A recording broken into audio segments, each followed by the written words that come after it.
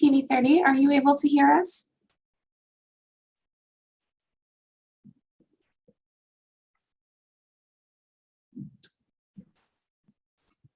TV30, we are not able to hear you.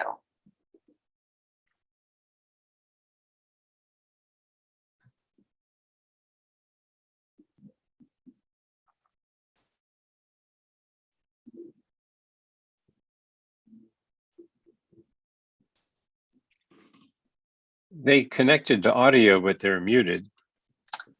Yes, I'm reaching out to them separately. I'll be with you in just one moment.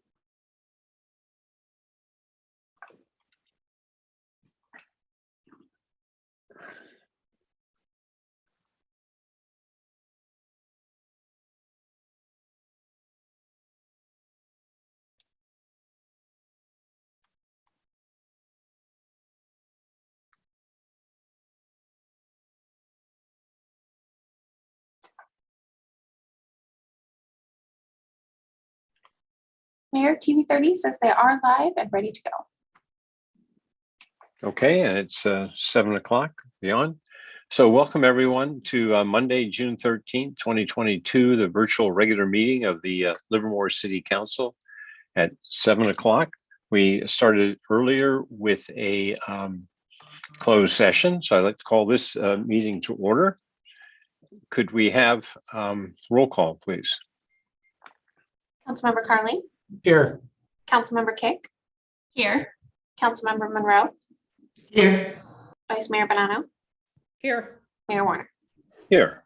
Would you all please join me in the Pledge of Allegiance? I pledge allegiance to the flag of the United States of America and to the republic for which it stands, one nation under God, indivisible, with liberty and justice for all.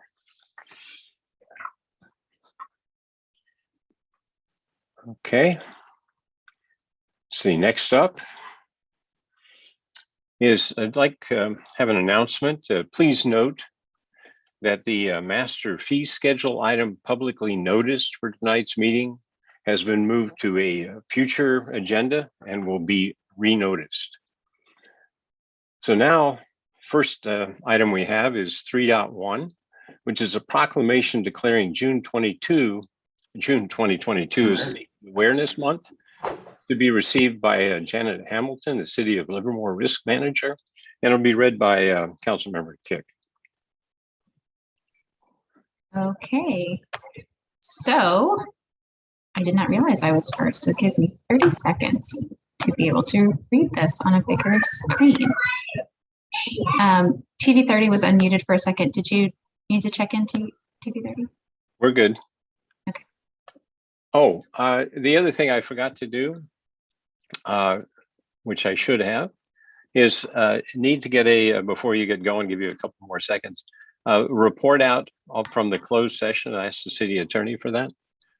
Mr. Mayor, thank you. This is Jason Alcala, your city attorney. I do have a matter to report.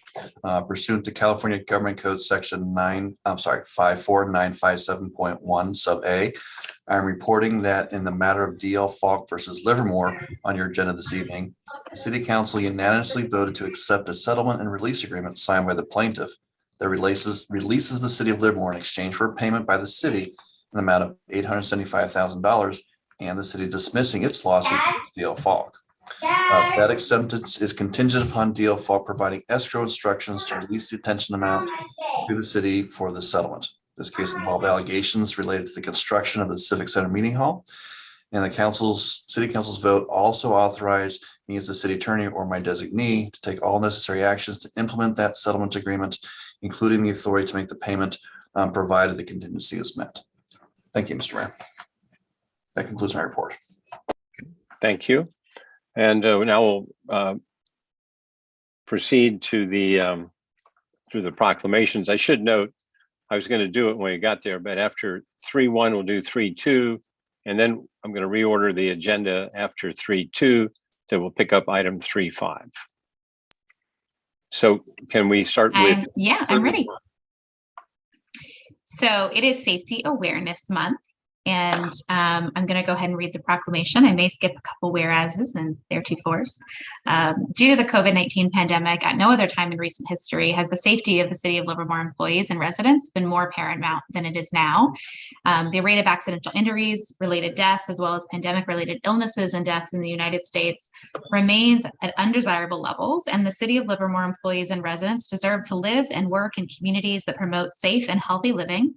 The City of Livermore supports national safety efforts and has taken a proactive stance in providing a safe and healthy work environment for its employees and residents through the formation of the Central Safety Committee and through the development of new safety protocols. And the City of Livermore employees, including the Central Safety Committee, work to ensure the safety of all City of Livermore employees and residents by providing training, education, and outreach, and encouraging continual improvement in community and workplace safety and health. The City of Livermore joins the member of the National Safety Council and other organizations in their annual observance of June as National Safety Month, and the Risk Management Division will hold a virtual safety fair consisting of safety training to take place during 1 week in June. And now the City Council and the City of Livermore proclaims June 2022 as Safety Awareness Month and urges all of its residents to help reduce accidents, injuries, and illnesses by practicing safe and healthy behaviors. This isn't in the proclamation, but I'll just add it by remembering to keep your mask on, as the mask ordinance is still in effect. And with that, I will see if Janet would like to say anything.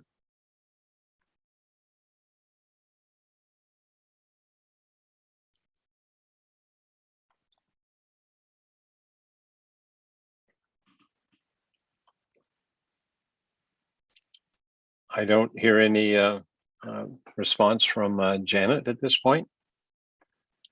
So we'll Okay. go on. Yes? Okay. So we'll go on to item 3.2, which is a proclamation declaring June as Elder Abuse Awareness Month. And that'll be read by Councilmember Carling, and accepting will be Cheryl Foncini and Bridget Lowe, the Deputy District Attorneys, Alameda County District Attorney's Office, Elder Protection Unit.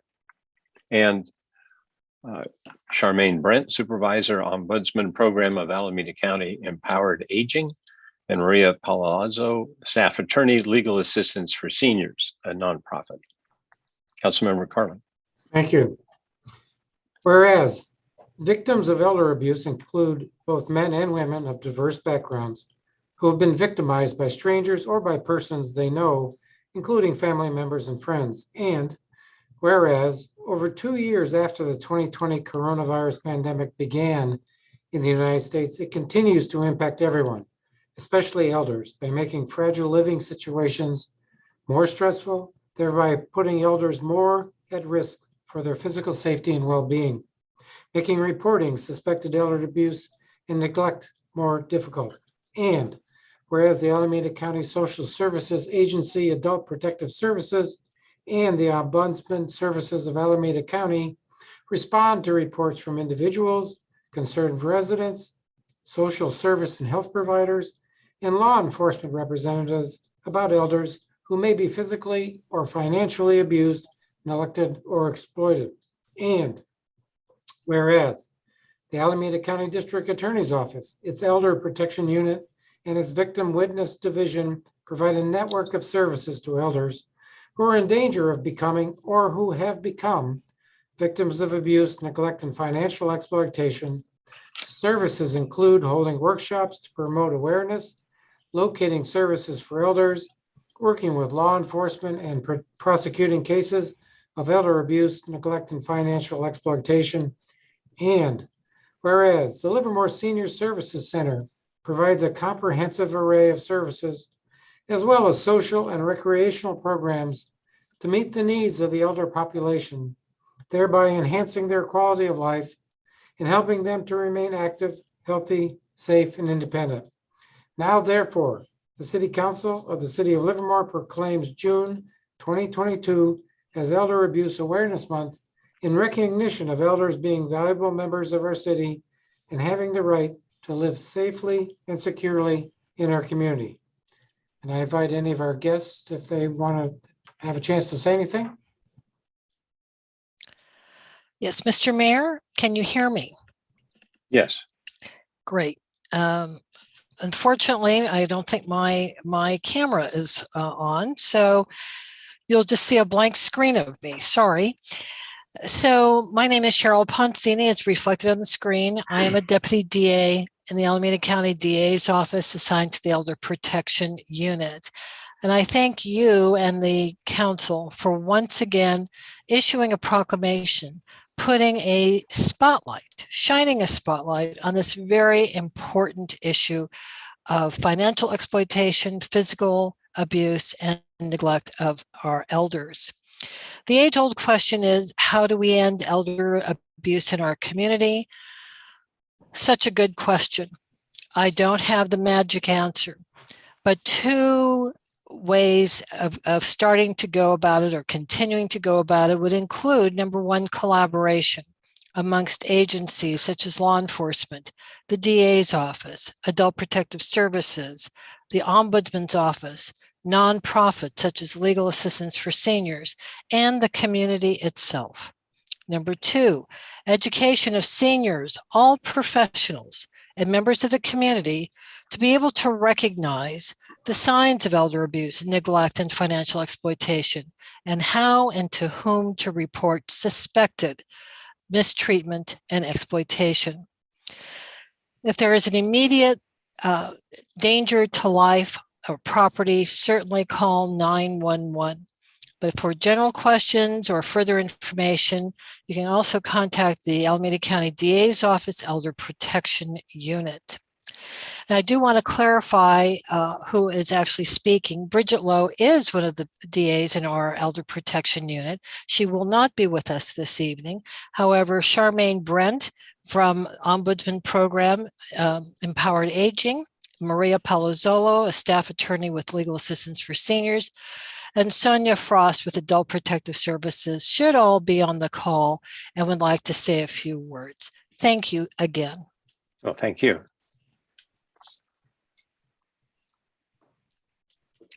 So we're now on to Charmaine.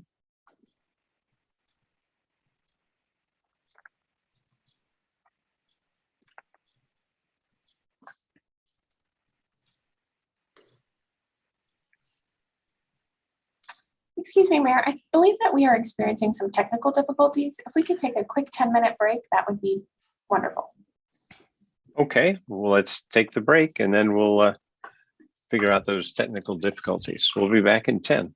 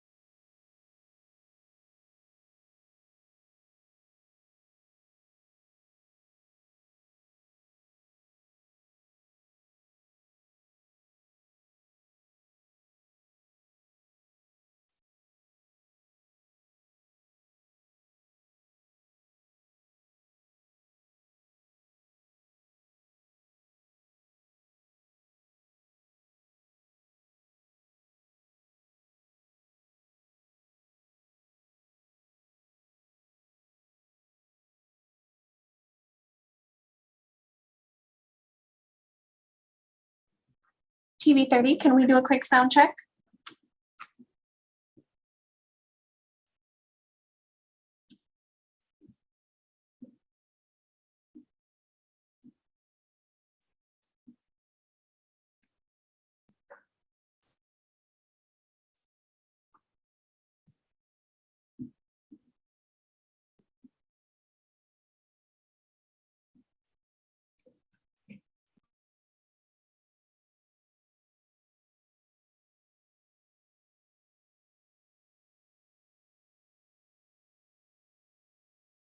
This is a test, testing. There it is.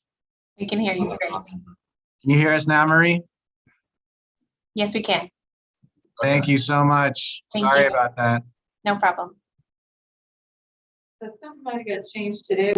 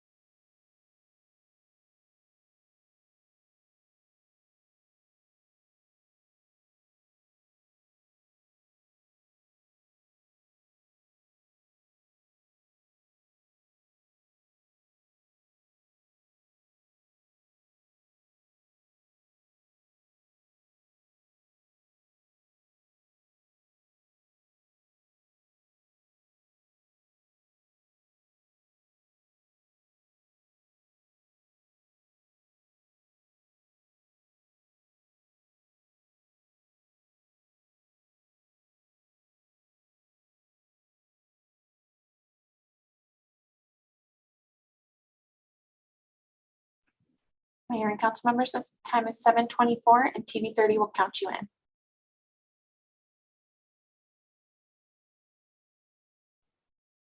Ready? Hi, everyone. This is TV 30. It's 7:25. So we'll be starting in 5, 4, 3, 2, 1.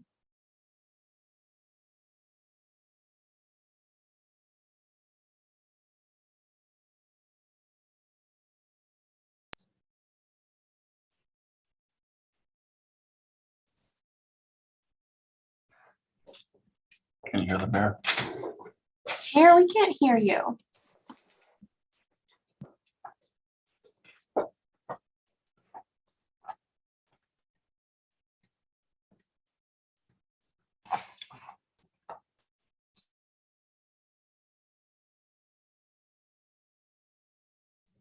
Madam Clerk, can you hear the mayor? I cannot. We cannot either.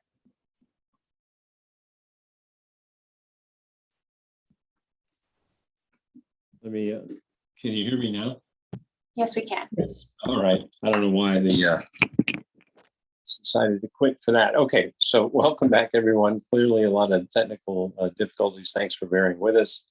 We're in the middle of declaring June as Elder Abuse Awareness Month, and we were about to hear from Charmaine Brent, the supervisor of the Ombudsman Program of Alameda County Empowered Aging, and who is going to make some comments with respect to accepting this proclamation. Charmaine?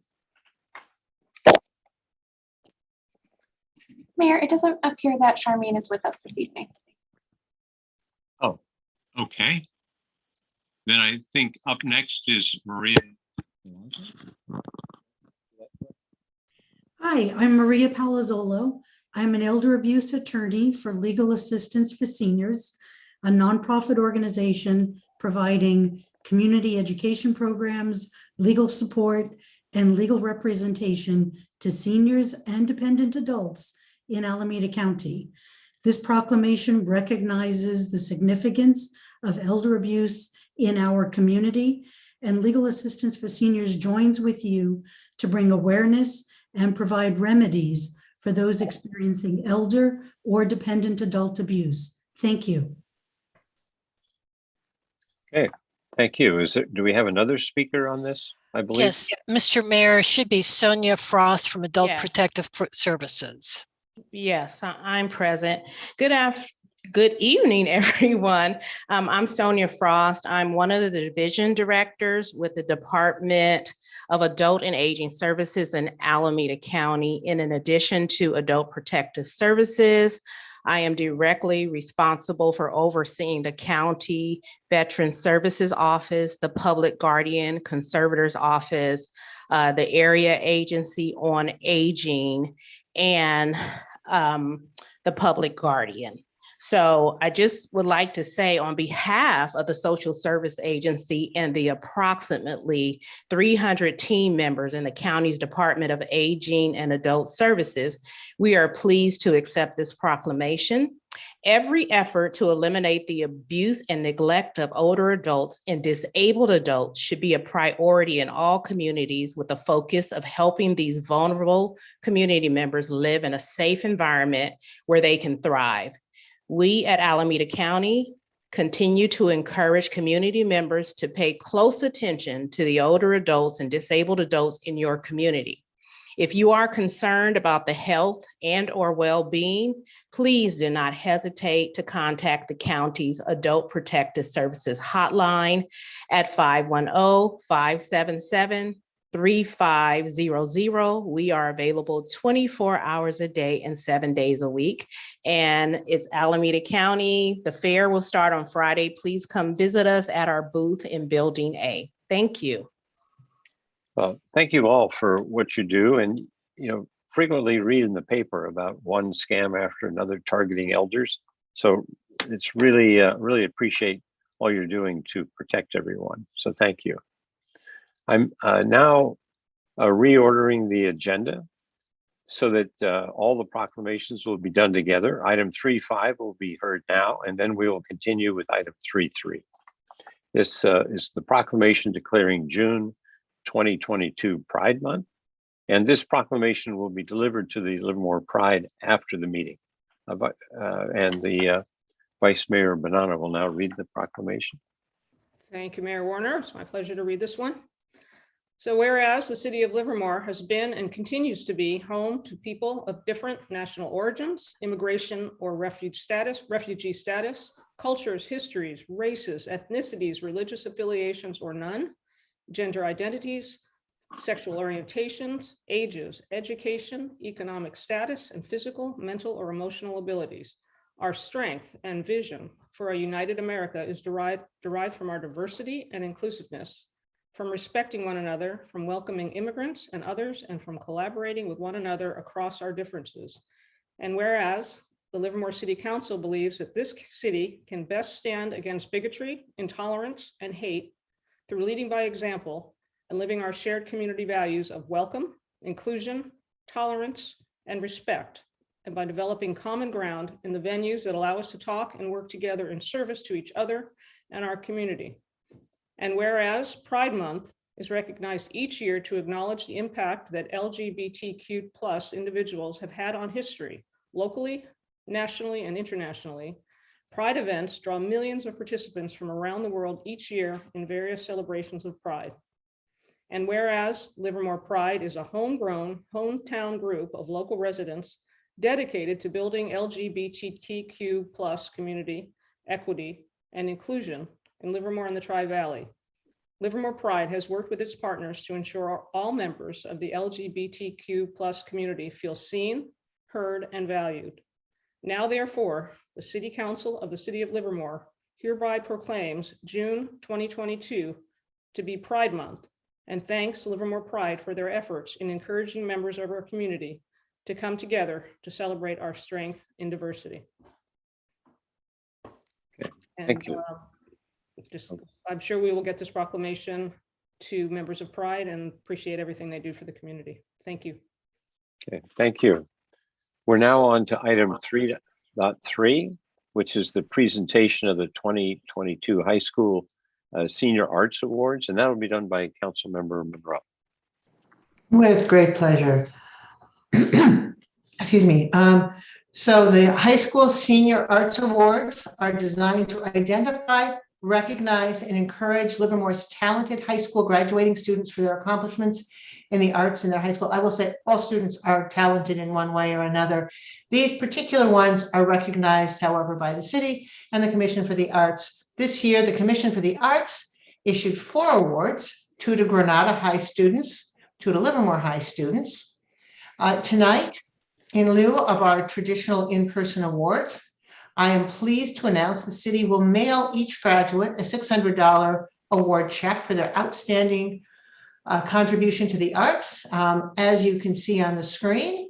And I would like to acknowledge the commissioners who read through the submissions and made the decisions. That would be Kathleen de Ornelas, committee chair for the High School Senior Awards, Glenn Kaminsky, one of the committee members, and Cher Waller, another of the committee members.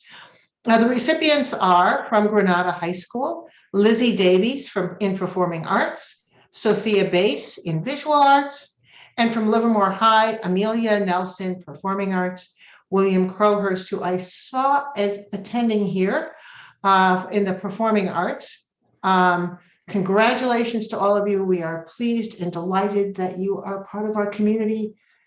Go forth, do good work, come back and see us, and stay here. Okay, thank you, and congratulations to all the winners. We're now on to item 3.4, which is the appointment of the Poet Laureate. I think Brandon Cardwell, will you be taking us through this? I will, thank you. Good evening, Mayor and members of the City Council. I'll share my screen with you. Tonight, staff and the Commission for the Arts are pleased to recommend Peggy Schimmelman for appointment as the next Livermore Poet Laureate. Ms. Schimmelman was unanimously selected by the Commission for the Arts at its May 24th meeting after a recruitment process that was conducted by a subcommittee of the Commission, including Commissioners Cher Woolard, Kathleen de Ornelas, and Elizabeth McWhorter, with special assistance from outgoing Poet Laureate Cynthia Patton. A 30-year resident of Livermore, Ms. Schimmelman is an accomplished poet, novelist, and songwriter. I want to advance my slide here. Just 1 second. Thank you.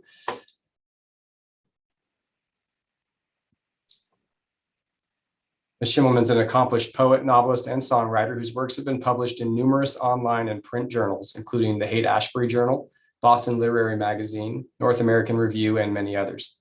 In addition to her volunteer work within the arts community, including as a guest host of Whistle Stop Writers and a supporter of Art Walk, Ms. Schimmelman is also an educator who's taught Spanish and English as a second language at schools throughout Livermore during the course of her teaching career.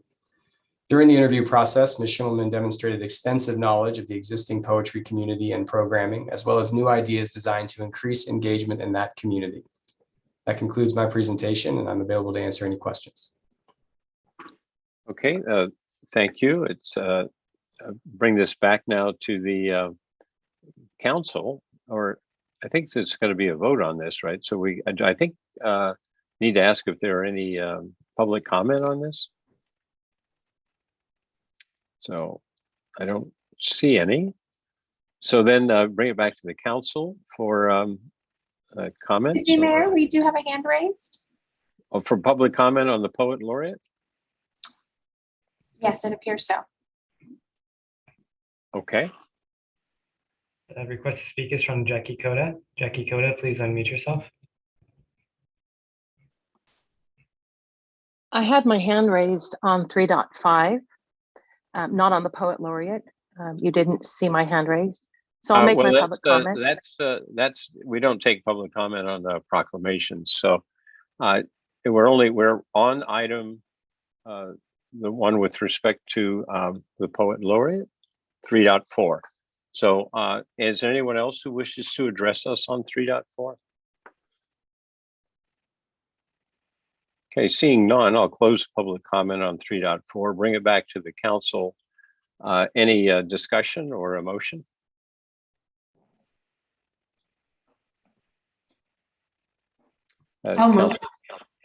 Okay, and just say that I'm very impressed with the work that the committee's done. So that would be the comment before the move. Okay, and I see Vice Mayor Bonanno. I'd be happy to second it. Okay, without no further discussion, do we have a roll call, please?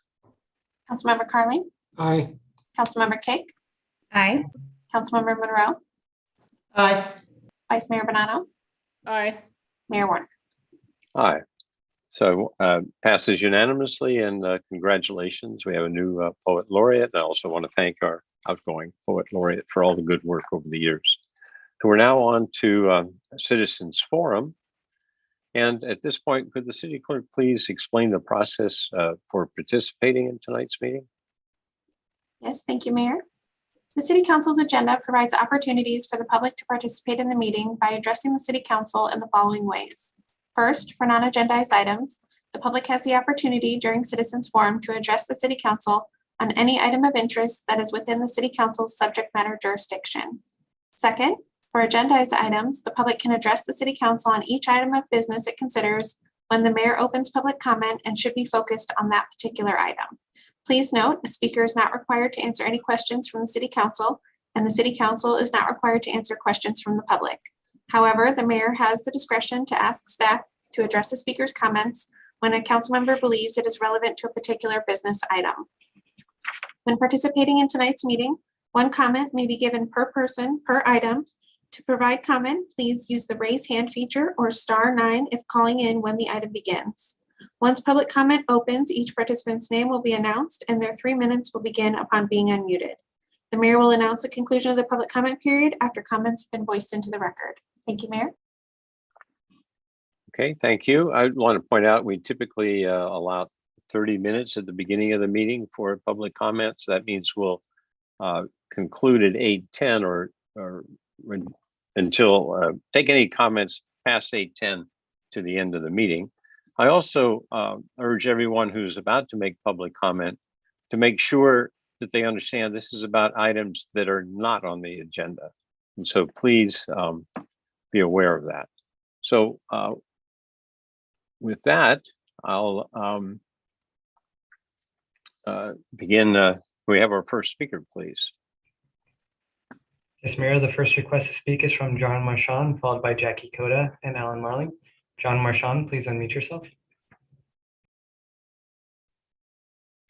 Thank you, Mayor, members of the council. The group of many names, last week calling itself Save Livermore Downtown, SLUD, and this week they are calling themselves Move Eden Housing, or MEH. Whatever their new name is, they are playing a dangerous game of chicken. Their leadership will not live with the consequences for very long, but Livermore residents will. SLUD, or MEH, is once again collecting signatures for yet another referendum against the approved downtown plan. They will be spending hundreds of thousands of dollars more to stop progress on Eden Housing. It also stops progress on Veterans Park, which is now 30% larger than originally planned. What the paid signature gatherers are not telling residents is that the referendum will repeal the 4-story height limit for downtown development that the council wisely imposed on Eden Housing. The loss of that agreement means that the Eden development could go as high as 7 stories based upon new state law. A successful referendum would mean that Eden could come back with a 7-story project and the city could not stop it. Furthermore, because it's 100% affordable, parking requirements now in place would be eliminated and the newer design could pass without any parking provided. Dick Ryan, in whose name the referendum is filed, previously spoke in favor of the 10-story theater on this same Catalyst site. In 2017, when now Mayor Werner suggested a 3-story height limit downtown, Ryan spoke against it, as did the SLUD leadership. The former Lucky and Train Depot sites were purchased using affordable housing funds back in 2007. If Dick Ryan and MEH gets their way, Eden will be able to provide much more affordable housing at 7 stories. The downside is that the current workable compromise will be lost, and the downtown will have twin 7-story towers on that site that the state will impose upon us by right under new state laws. The SLUD or MEH leadership is aging and will not have to live very long with this mistake. The rest of us will. Don't be fooled. Don't sign the referendum. Thank you. Next speaker is Jackie Coda, followed by Alan Marling and Brandon M. Jackie Coda, please unmute yourself.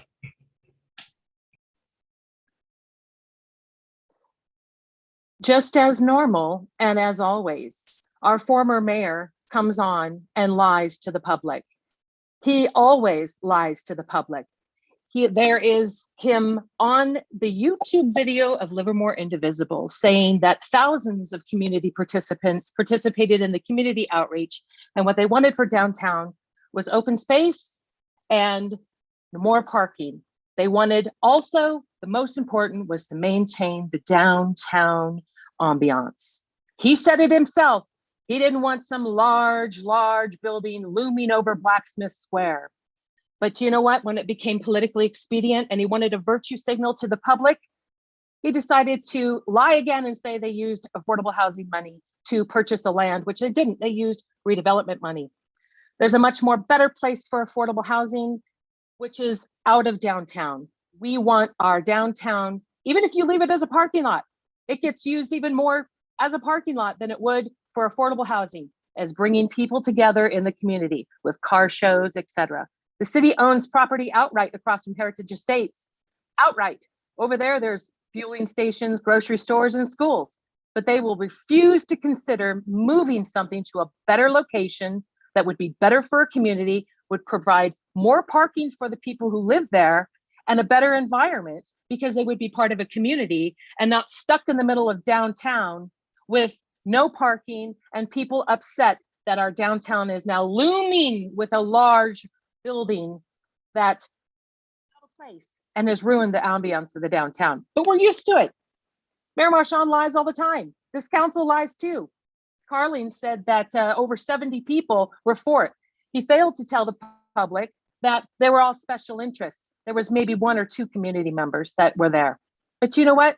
Go and listen to Mayor Marchand. He'll tell you exactly what the city wanted, what the community wanted. Stop believing the lies. Sign the referendum. get the affordable housing or the low income housing out of downtown. We have enough housing downtown. We don't need it. And it has nothing to do about affordable housing or not. It has to do with we're done. We don't need downtown housing. We need parking and the ambiance of Livermore. That's why people move here. That's why people love this town. And this woke city council and former mayor, pathetic. They're a joke, pushing this on the community and lying to the public.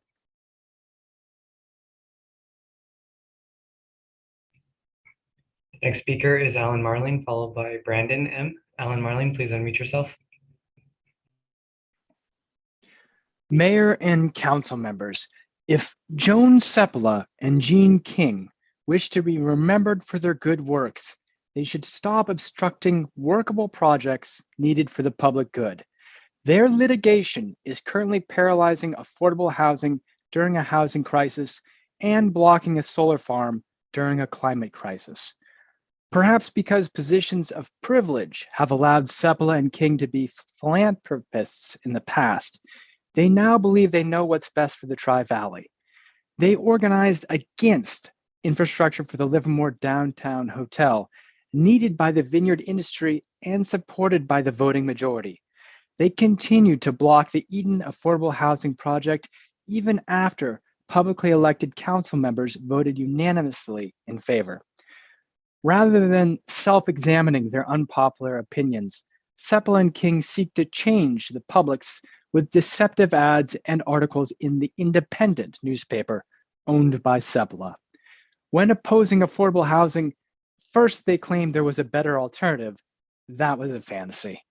Next, they claimed the land was too toxic.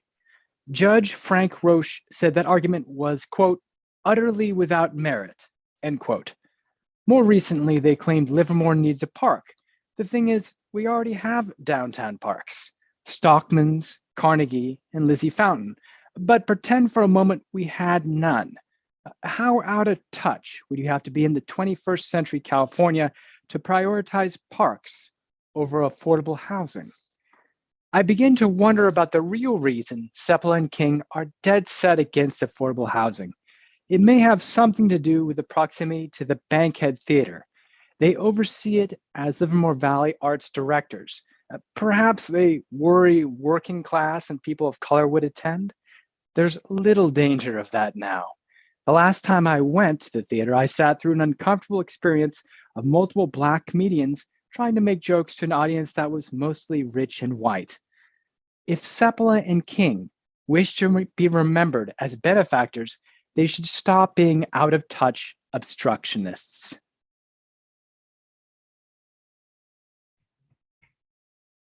Next speaker is Brandon M.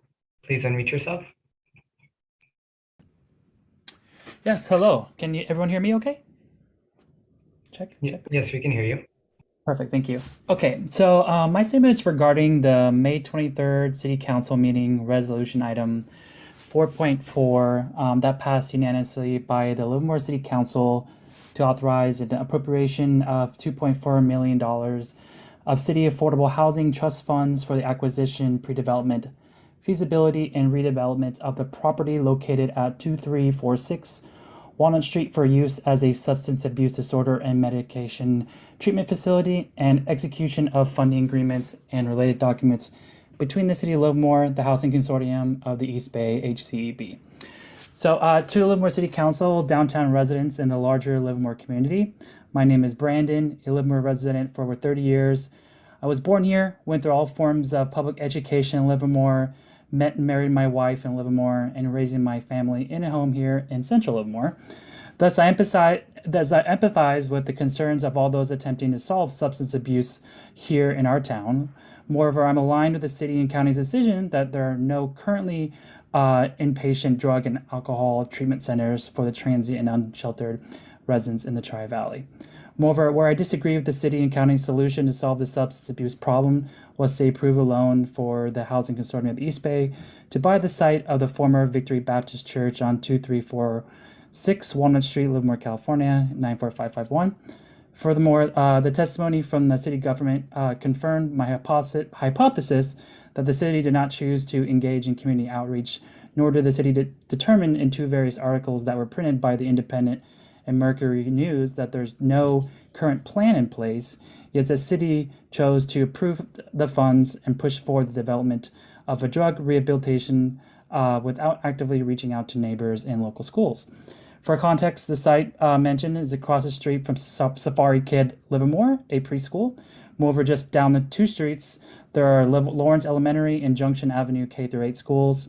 When reaching out to the schools, if they were informed of the recent City Council funds approval to loan $2.4 million to HECB to buy the former church at Walnut, no one was informed of the city's decision to develop a drug rehabilitation center so close to students and teachers.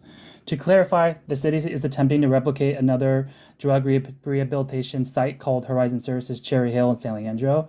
This site is located centrally near other health facilities and not in residential neighborhood. Those intake in either detox submarine facility in San Leandro would have access to John George Hospital, and presently Livermore does not have a psychiatric hospital, nor I believe is responsible to intake those under the influence in a residential neighborhood and near 3 schools. So I only have 5 seconds left, but I do empathize and I do recommend another site for this specific location. Next speaker is Donna Argula. Please unmute yourself. Good evening, Mayor Warner, City Council, staff, and the community.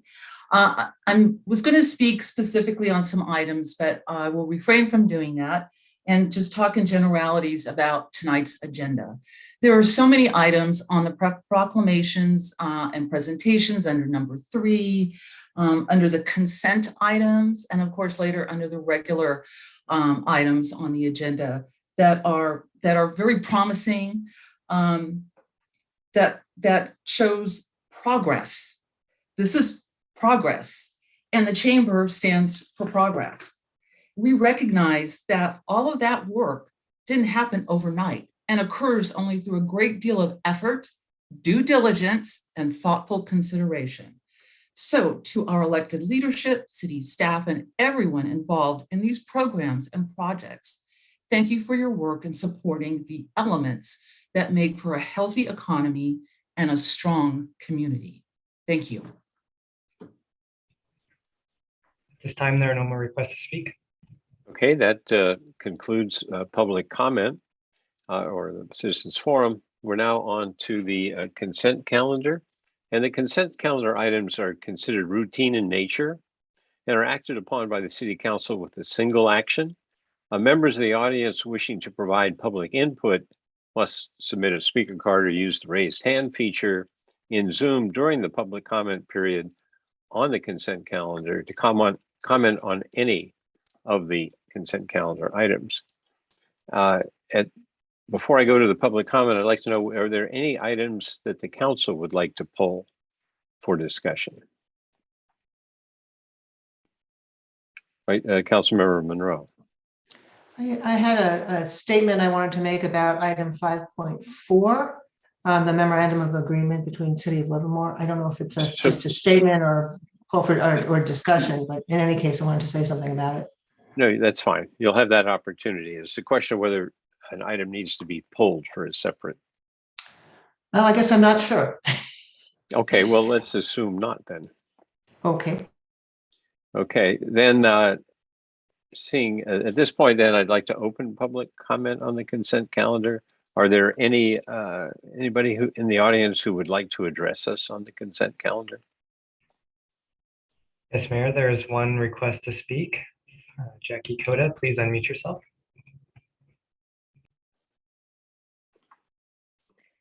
I'm speaking on item number 513.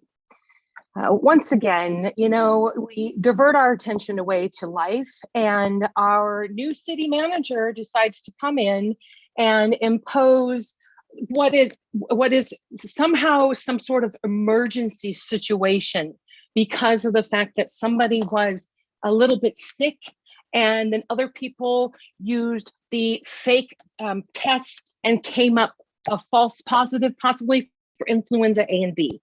And then all of a sudden other people were around and oh my gosh, once again, we're signing up for the fear porn and you change the meetings to no longer in person.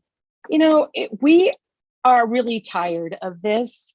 There is nobody in immediate peril, and that is a requirement of there being a proclamation of emergency.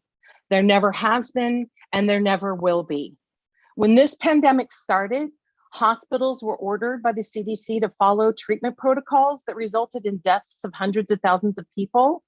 And you never talk about that. You never even do any research.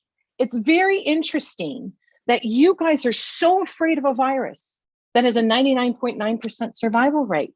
Not only that, it is proven that the vaccinated asymptomatic person has a nasal pharyngeal titer of the virus as high as an infected unvaccinated person. If the purpose of the vaccine mandate and all of these vaccines and all these people taking vaccines is to prevent a viral spread, then it's the vaccinated who present the greatest risk of transmission. And last year, all y'all were just boasting about how y'all went out and got vaccinated. And I told you, you're going to get sick. Not only that, it's going to reveal things that you don't even know you have because you're shooting yourself up with poison. But you know what? You don't listen. You don't listen to the science. All you people listen to is the propaganda and the media bias and the lies and the misinformation. And here we are once again, a new city manager proclaiming an emergency and shutting down public interaction. It's ridiculous. But you know what? Hey, we're the only county in America that's reimposed the mask mandate. And you heard that dissent on Tuesday, didn't you, last week? Well, if you didn't, you should have listened, because even our elected officials are getting sick and tired of this lie. It's a big lie. So open up the meetings again. Let's get back to business and stop pushing the fear porn. And guess what, Miss Kick? A mask doesn't make you actually safe. If you knew the science and if you actually did some research instead of focusing on your political agendas, you would actually be smart. But you pushing the mask is pathetic. Next request to speak is from Alan Marley. Please unmute yourself. Mayor and council members, vaccine mandates work, mask mandates work, science is real, and listening to anti-vaxxers can be harmful to your health. That is all. Mayor, at this time, there are no more requests to speak. Okay, thank you. Close public comment on the consent calendar, bring it back to the council. At this time, Council Member Monroe, you might want to comment on your item, and then I'll be looking for a motion in a second. Right, so this is the North Canyons and Dunbar Boulevard connection, the MOU regarding that. And I just want to, first of all, I'm excited to see that take place. Given that it's a new roadway, I just want to make sure that we're expecting that all the stakeholders' needs are going to be considered. This is a really good opportunity to make sure that we're really listening to how transportation works for everybody. That's pretty much it. I don't think that's a matter of polling, is it? A matter for what? It doesn't need to be pulled, yeah. No, I think at this point you can make a motion if you wanted. I would like to move that we accept the consent calendar. I'll second. Okay, that we're approving it, not necessarily accepting. That's what I meant. Yes, indeed. Okay. All right. Can we have a roll call, please? Councilmember Carly, Aye. Councilmember Kick, Aye. Councilmember Monroe,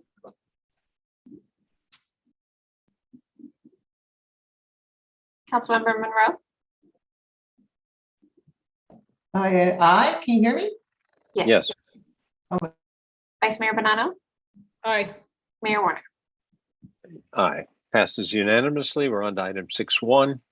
A hearing to consider revisions to the plans for a previously approved 4-story, 133-room hotel on the southeast corner of Railroad Avenue and South Livermore Avenue. The revised plans include site plan changes to remove an underground parking garage The project includes on-site parking, including surface parking with public ADA accessible stalls and valet parking, a new public street, new street frontage improvements, stormwater treatments, and landscaping. Parking will also be available off-site. Staff presentation, please. Good evening, Honorable Mayor Warner and members of the City Council. This is Mariana Marashova, your City Manager. This item will be presented, as you can see on the screen, by Tricia Panto, Associate Planner. Thank you. Ms. Panto? All right, good evening, Mayor and City Council. Can everyone see my slides and hear me? Yes, we can. Okay, great. So Presidio Companies is requesting approval for modifications to previously approved plans for a downtown hotel. The plans were originally approved by the City Council in September of 2018, but due to significant project delays outside of Presidio's control, the original site design is no longer financially feasible. So the Planning Commission reviewed the revised plans on May 24th, 2022, a few weeks ago, and recommended the City Council approve the revised plans. The hotel project is located on an approximately 1.4 acre site on the southeast corner of Railroad Avenue and South Livermore Avenue in downtown Livermore. The property is located just to the west of the Bankhead Theater, has commercial properties to the south and north across Railroad Avenue, and Blacksmith Square, Stockman's Park on the Livermore Village site to the west across South Livermore Avenue. The downtown plan approved by City Council on January of 2018 will continue to change the site context to the west, replacing the service parking with an expansion of Blacksmith Square, new cultural facilities, Eden housing, and a new parking garage. The revised project also now includes another site, which is on the corner of Railroad Avenue and Key Street, which will be used for valet parking. The hotel project is located in Sub-Area 3, Sub-District A of the downtown core area of the downtown specific plan. The permitted uses in Sub-Area 3, Sub-District A include a boutique hotel, cultural facilities, conference facilities, open space, and public parking. And on this site, the specific plan allows a building that is up to 4 floors and 55 feet tall. The proposed project is a 4-story, 133-room boutique hotel with additional amenities, including a bar and lounge, meeting space, fitness center, and an outdoor pool, courtyard, and patio. The building is oriented to the property lines along Railroad Avenue and South Livermore Avenue, with the main entrance to the hotel located in the middle of the Livermore Avenue facade. And then a second entryway providing access to the bar and lounge is located on the southwest corner of the building. Landscaping for the project includes various shade and decorative trees, bioretention planters and swales, and a decorative trellis over the surface parking stalls that will shade the parking and help soften the bankhead wall. The project also includes a new public access road that connects Railroad Avenue to South Livermore Avenue along the east and south sides of the property. The road contains surface parking with ADA accessible spaces and a loading zone. A public underground parking garage that was part of the original project was removed from the site. The applicant will also make street frontage and median improvements along South Livermore Avenue, including a dual lane drop-off area for the hotel entrance. And the applicant will also construct a joint solid waste facility to the east of the Bankhead that will replace the existing solid waste facility to the south of the project site. The Planning Commission reviewed the project on May 24th of this year, and the commission requested that bike parking facilities be dispersed throughout the project site and the Livermore Valley Center garage, and that enhanced crosswalk and pedestrian lighting be consistent with this downtown specific plan and the downtown Livermore concept plan design guidelines. And those conditions of approval are included in the revised conditions attached to the council's packet. Parking for the project is satisfied through both on-site and off-site pathways. Parking is satisfied on-site by the 25 surface spaces and the on-site valet program, which can accommodate up to 150 vehicles between the valet parking lot and the Livermore Valley Center garage. Parking is also satisfied off-site in the Livermore Valley Center garage expansion and the future L Street garage, consistent with other projects in the Livermore Valley Center. The hotel architecture has not changed since the original approval. The architecture still incorporates classic design influences typical of Italianate architecture and includes design features that complement other traditional building styles in Livermore. The building's distinguishing features include projecting eaves with corbels, prominent cornices, balconies with decorative railing, red awnings, and tall first floor storefront windows topped with transom windows. Massing of the building is broken down into segments using facade protrusions, roof articulation, material changes, and a well-defined base. The building's main entrances contribute to the public and pedestrian realm and are prominent and easy to identify. Based on staff's analysis, the proposed project is consistent with the downtown specific plan, and this hotel project is a key component of the city's downtown plan that will complement existing and future uses, strategically enhance activity at this prominent downtown corner, and stimulate new investment in downtown Livermore. So if the City Council approves the project this evening, Presidio will be authorized to apply for building permits for the project. The city will lease the parking site from Presidio to use as public parking until it is needed for the valet service for the hotel. Staff anticipates that hotel construction will begin in spring of 2024, and then staff will approve the valet lot design prior to the hotel opening, which is anticipated for late in 2025. So therefore, staff recommends the Planning Commission recommend that the City Council adopt the resolutions shown here on the screen and outlined in the staff report. And that concludes staff's presentation, and staff and the applicant are here and available for questions. Okay, thank you. Before I go back to questions for you and the applicant, I'll open up public comment at this point. Do we have anybody who wishes to address us? Yes, Mayor, there are 9 requests to speak. The first request is from John Marchand, followed by Lori Souza and Peg Fulta. John Marchand, please unmute yourself. Thank you. Good evening again, Mayor and members of the council. A downtown hotel was one of the top priorities identified by the public process. 85% of the participants agreed that the hotel should face on Livermore Avenue. While the scripted majority expressed a preference for the west side, that would have meant the destruction of our beloved Blacksmith Square. Because the second priority in the downtown process was to protect the town character, the council voted to place the hotel on the east side in order to preserve Blacksmith Square. The narrative was then perverted by changing the words west on to west of.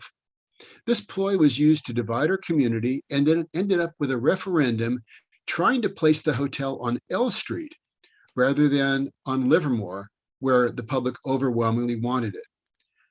A handful of out-of-town millionaires flooded their campaign with cash, spending almost $1 million in an effort to deceive Livermore voters into moving the hotel to L Street.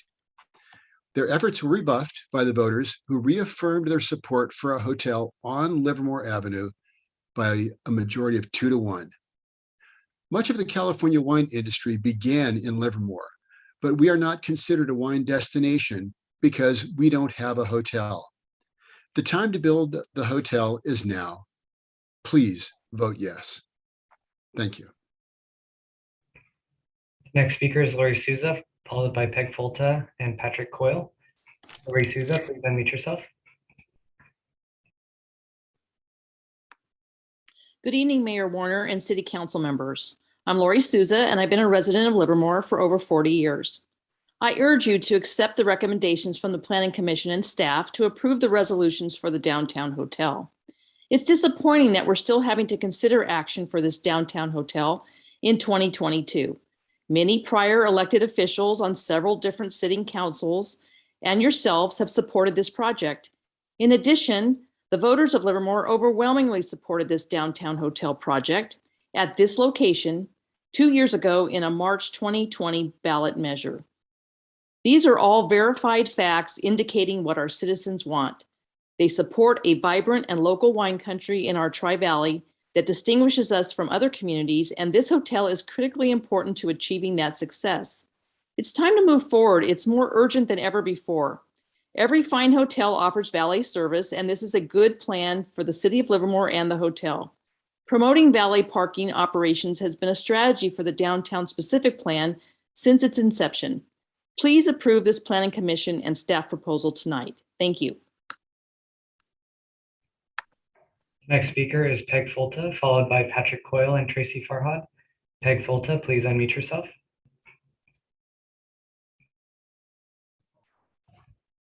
Hello. Thank you very much. I'm Peg Fulta, longtime resident of Livermore. Thank you to the mayor, the council, and the staff for allowing me to speak. I strongly echo what Lori just said, so I will keep my comments brief. I want to express my support for moving forward with the downtown hotel. This wine country hotel is a key element to our downtown businesses and to our wine region, and it's a fabulous addition to the character of our downtown. Thank you so much for your continued support on the council for this very key element of our downtown. Thank you. Next speaker is Patrick Coyle, followed by Tracy Farhad and Brandy Addington. Patrick Coyle, please unmute yourself. Good evening, Mayor, City Council, staff, and community members. I'm a longtime resident of Livermore since 1980, and I really encourage a positive vote on this revised proposal for the downtown hotel. I was very pleased to see the staff report, the Planning Commission report, and I just really look forward to seeing this key element of our downtown development get underway. So thank you for your consideration.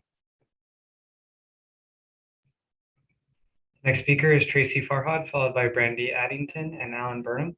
Tracy Farhad, please unmute yourself.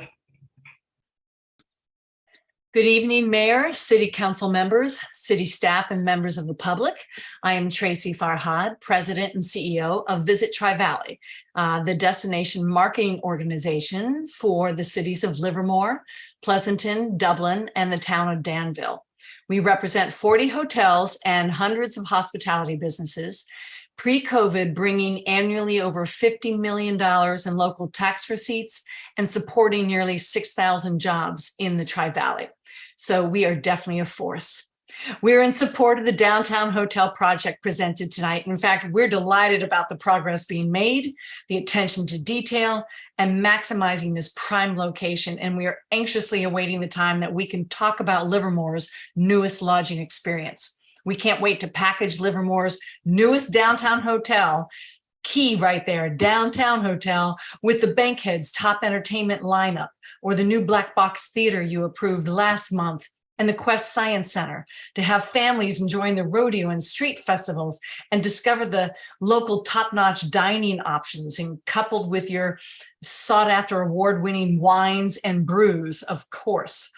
This hotel will put Livermore in a whole new league of must-see destinations. Welcome to all at the heart of innovation, and we will be ready to promote the heck out of it. So thank you for your support of the downtown hotel and adopting the resolutions this evening. Thank you.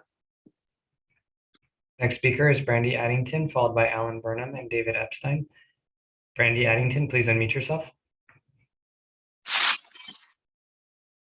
Good evening. My name is Brandy Addington. I am serving as the executive director of the Livermore Valley Wine Growers Association and a long-term resident of Livermore Valley. Employ the city council to approve the building of the downtown hotel. This has been a priority for the future of Livermore Valley for a very long time. As I represent the over 50 Livermore Valley wineries with our vision and mission to be known as a world-class wine destination, it makes it nearly impossible to accomplish and be successful at this goal without the proper infrastructure to support the tourism that would surely follow such a distinction. The time is now. It is time to invest in our future, delay no longer. Please make an investment in the future of wine country sustainability by approving this downtown hotel project. As we move forward and build our future together, we ensure our success that has potential to exceed our greatest expectations.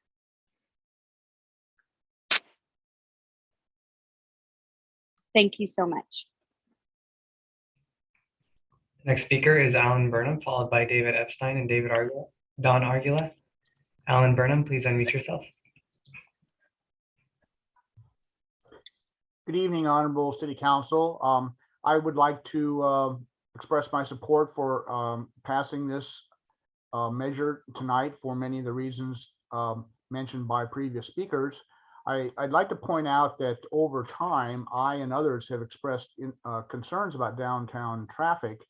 I'd like to point out that the original design had the circulation the opposite direction, counterclockwise around the hotel, and that was going to be a traffic pattern. Fortunately, the city listened and has reversed that to a clockwise rotation. I appreciate the longer left turn lane going north on South Livermore Avenue, turning on to Railroad Avenue. However, I would like to point out in the staff report, the aerial view of the valet parking has encompassed the courtyard of Allen's Towing, and I hope that that's realized in the vote that in fact is not quite accurate. That concludes my statement. Thank you. Next speaker is David Epstein, followed by Don Argula and David B. Kent. David Epstein, please unmute yourself. Thank you, Honorable Mayor, council members, and city staff. My name is David Epstein, and I'm the executive director of the Tri-Valley Conservancy. And the Tri-Valley Conservancy was established through the South Livermore Valley Area Plan with a mission to permanently protect productive agricultural land, specifically vineyards, and to keep that land economically sustainable. That South Livermore Valley Area Plan was adopted by the Alameda County Board of Supervisors on February 23rd, 1993, and it provides the policy framework to rejuvenate the South Livermore Valley as a premium wine-producing region. During the plan's 5-year evolution, visitor-serving attractions were determined necessary to create an accessible alternative destination to Napa and Sonoma. And when the plan was finalized, several methods of encouraging agricultural expansion were developed. And these included wine country amenities such as lodging, which is essential to the success of the plan. Actually, one of the 10 official policies of the plan was to encourage the promotion of the South Livermore Valley as a premier wine producing center by encouraging appropriate tourist attracting and supporting uses. And so for over 20 years, a suitable hotel has been identified as the critical missing element in the Livermore Valley, and appropriate lodging options are essential to attract the overnight tourism that forms the foundation of a successful city and wine country destinations. And there's been a long-held consensus that this hotel be built downtown, which Tri-Valley Conservancy supports. The lack of suitable lodging has restricted the ability and motivation of out-of-area wine enthusiasts from visiting our local wineries, allocating a portion of their significant wine budgets to our locally produced wines, and spreading awareness of our wine country beyond this region. And this has depressed demand, thereby affecting prices for Livermore Valley wines, which in turn has depressed grape prices. And adequate grower returns are necessary for agricultural lands under a conservation easement to be actively farmed long-term by the families that own and often live on these lands. A vibrant local wine country distinguishes the Tri-Valley from other Bay Area regions that have replaced their agriculture with urban sprawl, and protection of our vineyard lands preserves our unique quality of life, which attracts and retains the businesses and employees that support the overall economic health of this region. The downtown hotel is a critical component of the economic viability of our wine country, and this has the support of the Tri-Valley Conservancy. We believe that it's vital to keep the South Livermore Valley area economically sustainable. Thank you.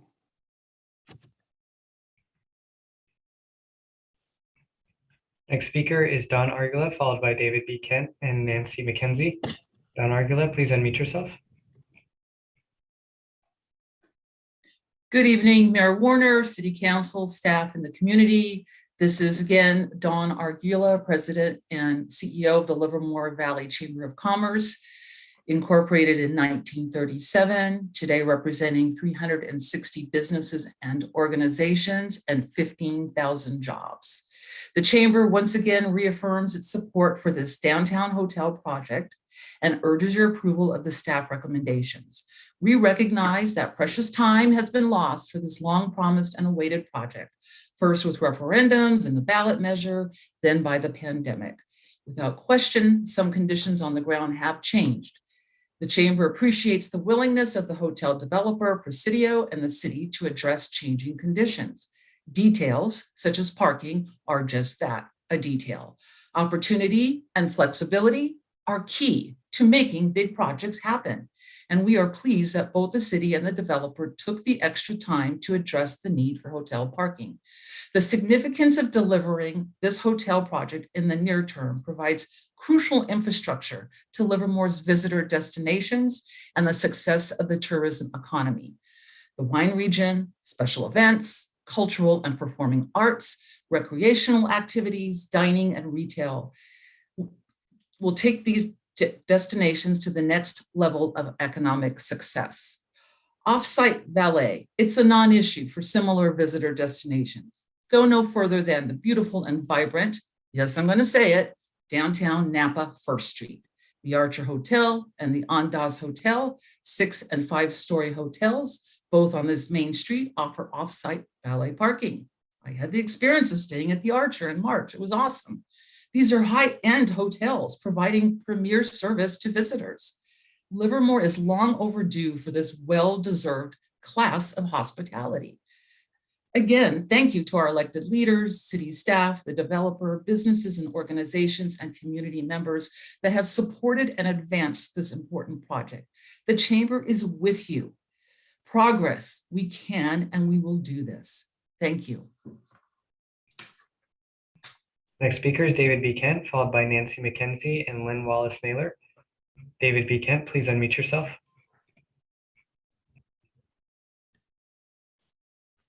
Good evening. I'm David Kent, and I've been a wine grower in Livermore since 1996.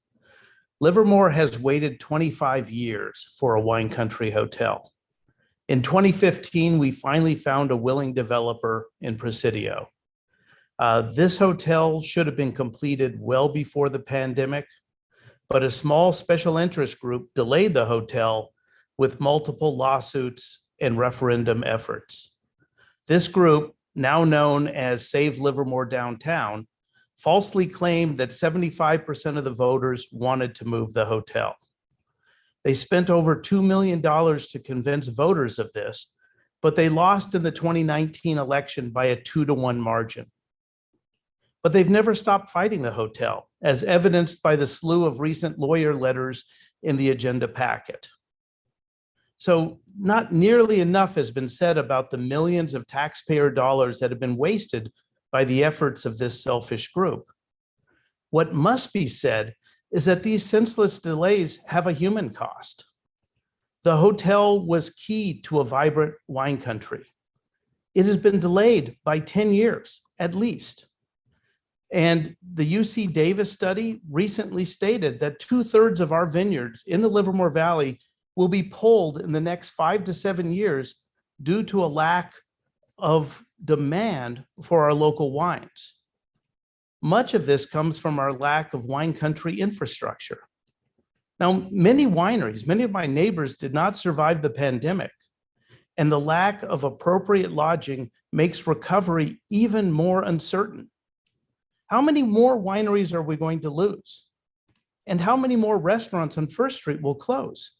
Remember when we had a steakhouse downtown? Let's build the hotel now. And by the way, does this sound familiar? The affordable housing project that virtually everyone wanted at the corner of Ellen Railroad when we were determining where the hotel should go and if it should stay where it had always been. Now, this group is opposing this too. Millions more of taxpayer dollars lost, and another human toll for these senseless delays. 133 working families unable to live in the community in which they work. People don't need another affordable housing fantasy project that will never be built. They need affordable housing projects like Eden right now. So I thank you, City Council, for getting this done and completing the village project. And there's so much more work to do. Thank you. Next speaker is Nancy McKenzie, followed by Lynn Wallace Naylor and Jackie Coda. Nancy McKenzie, please unmute yourself. Good evening, Mayor and City Council. I will be brief, hopefully, because you've all said practically everything I was going to say. I'm a 32-year resident of Livermore. I am one of the senior citizens that are going to be paid attention to, and I appreciate it. I'm sick and tired of the stalling on this absolutely necessary downtown hotel. And I'm not going to get into the politics, but enough is enough. We voted on it. We won. This is the right thing to do. It's not only going to benefit the wine district area. We have our wonderful Bankhead Theater. We have fabulous restaurants, our downtown street fairs. I think it's absolutely something that has to be done. And I will go there, even though I'm a Livermore resident, probably go there and enjoy the cocktail before the Bankhead, or, you know, it's just, I'm your senior citizen talking out to you. I don't have the credentials that some of these other people do, but we're an important group of people and we want this down hotel. We've heard people on the other in the other group say, if we keep delaying enough, we win. You know, it's that kind of thing. Don't let that happen. Please approve the revised plans. Please vote yes on this important project. Thank you very much. Next speaker is Lynn Wallace Naylor, followed by Jackie Coda and Brian Powell. Lynn Wallace Naylor, please unmute yourself. Good evening, Honorable Mayor Warner, members of City Council, city staff, and community. My name is Lynn Wallace Naylor. I'm the CEO of Innovation Tri-Valley Leadership Group. On behalf of ITV and our network of over 140 regional partners representing the largest employers in the region, we wholeheartedly support Presidio Company's revised plans for a boutique hotel in downtown Livermore.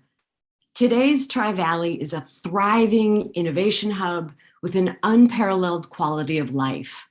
Together, this is a robust community of leaders invested in the today and, more importantly, the tomorrow of the Tri-Valley region. We know that the Tri-Valley's rapidly expanding business sector supports healthy weekday hotel traffic. We also know that capturing the dollars of the overnight weekend tourist is a critical piece of the regional tourism strategies. Presidio Companies has brought us a thoughtful, elegant downtown project that will serve both the corporate business traveler and the wine country visitor. With a regional innovation economy of over $42 billion, it's imperative that we build the mechanisms to keep the tourism dollars at work inside the region. ITV honors the integrity and commitment Presidio Companies has demonstrated to the Tri-Valley with their patience, their dedication, and their significant investment over many years. Thank you to the Livermore City Council, city staff, and Presidio Companies for your commitment and diligence in ensuring this crucial development is delivered. The Tri-Valley is truly an epicenter of solutions, and Presidio Companies is poised to deliver a beautiful solution for the Tri-Valley's business and leisure travel industry.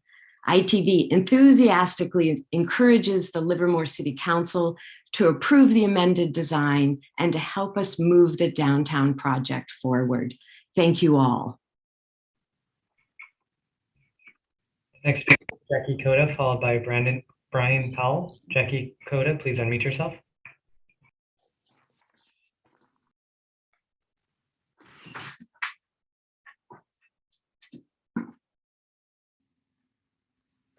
In reading through the documentation that was sent out, I recognized there were a few questions that I had with regard to parking. It is interesting to hear some of the speakers tonight, especially the former Mayor Marchand, who then stated at the beginning that the community wanted to maintain the ambiance of the downtown. That's very interesting because he is pushing more housing downtown for which the community is against. But it's wonderful. This is a wonderful thing because look what happened with regard to the hotel. We had a referendum and the community voted on it.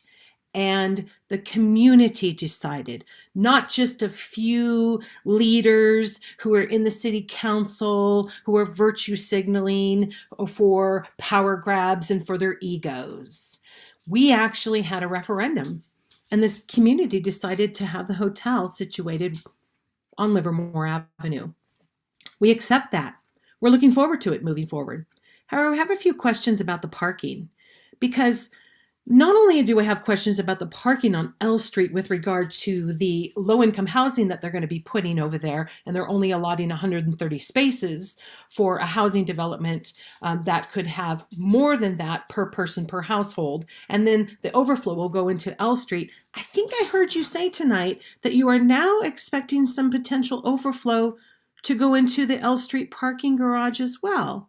So not only did you shrink the parking spaces in L Street parking garage so that, Suburbans and, trucks, because we are a ranching community, can't really fit in them, but now you're going to overflow more parking. So if I would like to request the presenter to please go over one more time the parking situation and how you addressed it, because I'm reading in the Save Livermore, their requests, they state here that they support the downtown hotel. So once again, the rhetoric that's coming from the other side is saying that they disagree with it. It's very confusing and it's unsettling that there's so much lying going on about, they're mixing the hotel situation with the housing downtown situation. We're all for the hotel. Let's move forward with it. But please explain the parking. Thank you. Next speaker is Brian Powell. Please unmute yourself.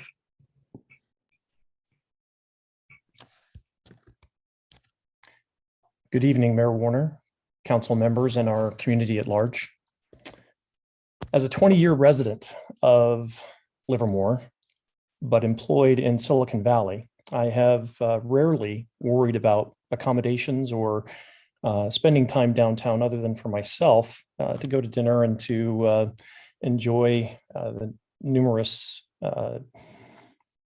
attractions that we have downtown. However, this last year, I was fortunate to sell my robotics company to a larger company that acquired us and moved our facility here to Livermore. And we now occupy a 43,000 square foot manufacturing facility here in Livermore. And it has become increasingly obvious that, unfortunately, our visitors who come for training, come to see our manufacturing facility and to support us as vendors or as suppliers, it's become painfully obvious that, unfortunately, there are very few services in terms of being close to the hotels that are located close to Costco. And so if you want to go to dinner, you still need to head into town somewhere. You have to drive. And in particular, we have visitors coming actually this week who will be visiting from Japan. I would imagine they won't be very comfortable driving all over the place, and we will be planning on picking them up from their hotel and bringing them into the training. And one of the things that would be tremendously helpful is to have a location where they would be able to easily access services such as restaurants and places, perhaps other places where they can relax downtown near an accommodation. With that said, within the last few months, it's been actually something we've been looking forward to, having a hotel where we can have executives and high-level business people spend time in Livermore comfortably, rather than having either to drive from Silicon Valley or having to stay near Costco, or maybe they might have to go to the food court to have dinner. So I would like to express my the highest level of support for putting a hotel downtown. I think it supports businesses. I think it supports the wineries, and I think it's absolutely a fantastic feature to have in a downtown area, especially in a small city our size. Thank you very much for listening tonight. Please vote yes to put the hotel downtown and to improve the amenities of our city. Thank you. Mayor, at this time, there are no more requests to speak. Okay, I'll close the public hearing on this item, bring it back to the council for deliberation. That's questions as well as comments. Let me, I think, Councilmember Carling, I'll recognize you first. Thank you. I was just, I don't have any particular questions. I was just recalling that in January 2018, I was the one that made the motion to put the hotel on the east side of Livermore next to the Bankhead Theater, which was passed. And it's just disappointing to me that we're still having to discuss the hotel 4.5 years later, after many discussions and referenda and so on that we've gone through. I appreciate Presidio for sticking through this. I know that they suffered through the pandemic the way that we did as well. So I understand that there were some outside influences that prevented them from getting started as early as they might. But again, I appreciate them sticking with us. Also appreciate all the comments we got tonight. Also want to mention that I was very pleased with the Planning Commission summary that was included in our packet. I thought it did a very complete job in terms of asking some important questions about bicycle parking and the pedestrian crossways, and about some climate amenities that climate action, things like heat pumps, that kind of thing, I think were raised by some of the planning commissioners. So I appreciate all that.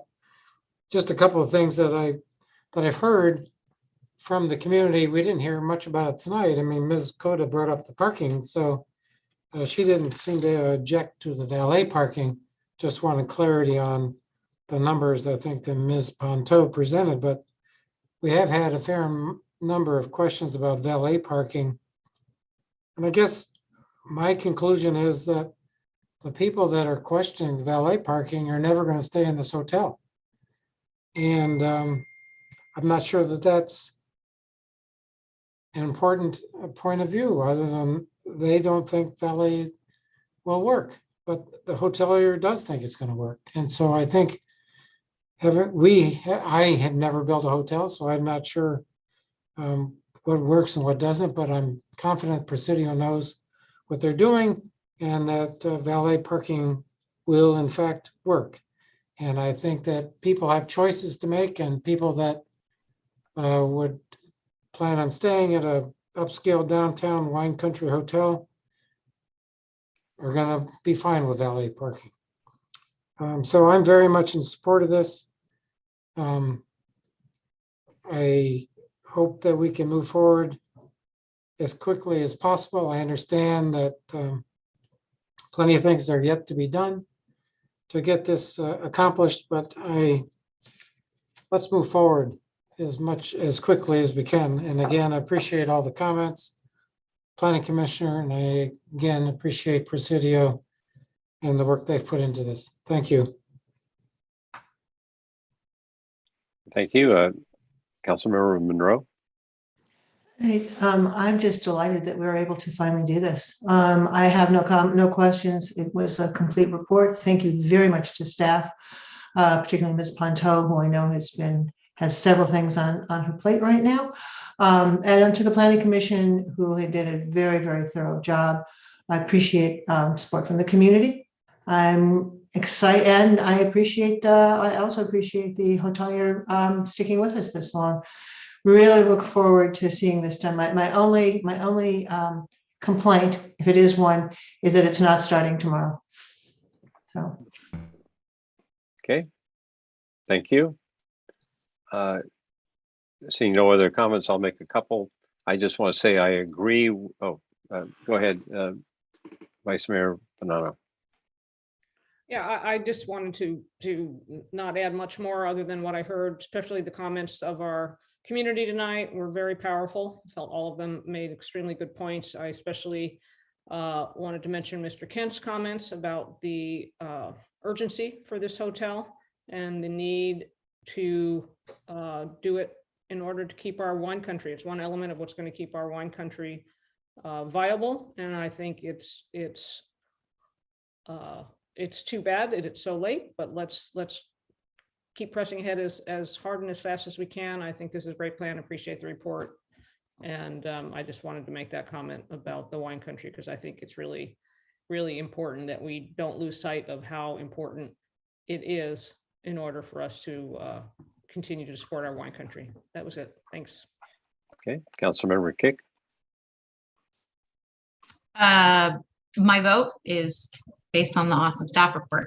My excitement about the vote, however, is about what I mentioned before when talking about the wine industry, that the wine industry is not about wine. And I'm sorry to any wine people that are here listening. I don't particularly like wine very much, but I do really like the wine industry because I understand that if the wine industry falls, it is the first domino that could destroy our service industry as a whole, because the wine industry holds up many of our other creative industries, our restaurants and our wedding planners and our photographers and our makeup artists and our hairstylists and all these other small businesses that don't have the big dollars and associations that the wine industry does. So I appreciate everything that they do for this region. And I think that we need to remember that when we're talking about wine, we are not just talking about wineries. We're talking about one piece of a critical infrastructure for our economy as a whole. And that's why I'm excited about my vote. And I will leave it at that. Okay, thank you. I want to say that I agree with the staff recommendations and the Planning Commission's recommendations. I'm very pleased. Something I haven't seen in all the years I've been on the council, 100% of the speakers were for getting it done. And not only did we have a lot of people in favor, speaking in favor of this, but they represented large organizations. So really, hundreds of people were in favor of getting this done, and nobody spoke the other way. So with that, I'd like to move approval for staff recommendations for this hotel and looking for a second. I'll second. And you seconded? Any further discussion on the motion? Seeing none, can we have a roll call, please? Councilmember Carling? Aye. Councilmember Kick? Aye. Councilmember Monroe? Aye. Vice Mayor Bonanno? Aye. Mayor Warner? Aye, it passes unanimously, just like all the speakers were unanimous. So thank you. Now we're on to item 7.1, which is a report on referendums and the power limited to legislative acts. Can we have the staff presentation, please? Certainly. Good evening, Mr. Mayor, Honorable Mayor, members of the City Council. This is Jason O'Call, your City Attorney. The action item tonight is to receive a report on referendums. There is a written report in your staff packet this evening, and I'll give you a brief presentation. Essentially, a referendum is the exercise of the inherent legislative power reserved by the people in the state constitution. It is the power to approve or reject legislative acts taken by the council. As a result, a referendum is only available to set aside council acts that are legislative in nature. That is, executive, administrative, and ministerial acts are not subject to referendum. This is because the power of referendum cannot be invoked to annul or delay the implementation of previously approved legislative policy, since that would impair essential governmental functions. Now, the City Council exercises its legislative authority when it adopts policies, enacts laws, as well as when it declares a public purpose and then provides ways and means for its accomplishment. Essentially, the power is led to be exercised as legislative when it prescribes a new policy or plan. In contrast, a city council exercises its administrative power when it acts to carry out legislative policies that have been previously declared, whether by itself or by the state of California. In other words, the power to be exercised is administrative when it pursues a policy or plan that has already been adopted. Therefore, a resolution that implements a previously adopted plan or gives procedural effect to it is not subject to referendum. Absent a legislative act, there is no obligation for a city to process signatures as a referendum, since it would have no legal effect as a referendum. That concludes my presentation this evening. Thank you, Mr. Mayor. Okay, thank you. At this point, I'll open the public comment on 7.1. Do we have anybody who wishes to address us? Mayor, no comments have been received. Okay, I'll close public comment on the item and bring it back for any council discussion. Anybody care to comment? Okay, I'll just say thank you, and the presentation, I believe, is quite timely, and hope everyone pays attention. So at this point, I think this was information only, so there's no motion needed. So thank you.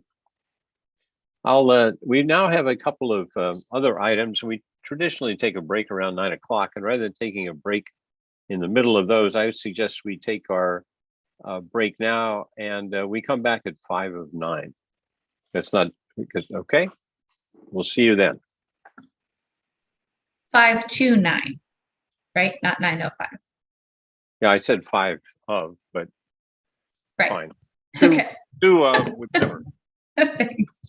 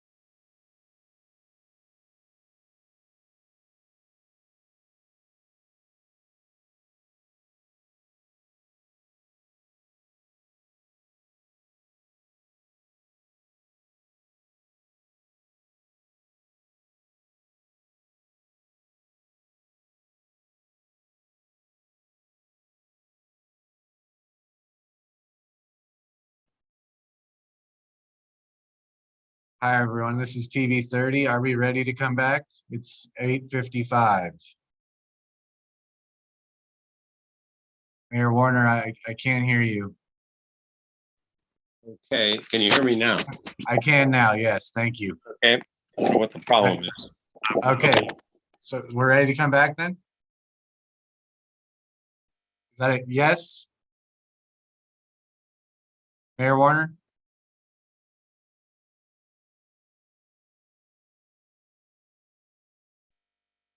I can't hear you, sir. I'm sorry. It looks like you're ready to come back though, so I'm gonna go ahead and. Wait. Hang on, no one can hear him. Can you hear me? I can, Now. yes. You can, okay. Yes, sir. Okay. Okay, great. So we're gonna be starting in 5, 4, 3, 2, 1. Okay, welcome back, everyone. We're back from our break, our council meeting. We're now on to item 7.2, discussion and direction regarding the city's commemorative flag policy. Could we have a staff presentation, please? Yes, Honorable Mayor Warner and members of the City Council, this is Mariana Marasheva, your city manager. Item 7.2 will be presented by Christine Martin, our assistant city manager, with assistance from our city attorney, Jason Alcala. Thank you. Ms. Martin? Good evening, Honorable Mayor and members of the City Council. Let me share my screen with you for presentation. Can you all see my screen? Yes. Great, thanks. Let me adjust this. Here we go. So as the city manager just mentioned, I'm Christine Martin, your assistant city manager, and I'll be discussing with you your city flag policy this evening, along with some assistance from our city attorney, Jason Alcala. Let me advance the slide. There we go. At your last council meeting, council directed staff to agendize the commemorative flag display policy for discussion and direction. The commemorative flag policy was adopted by council on September 23rd, 2019. The policy allows the mayor or a council member to request at a duly noticed public hearing a display of a commemorative flag at the Civic Center campus on the City of Livermore flagpole beneath the City of Livermore flag.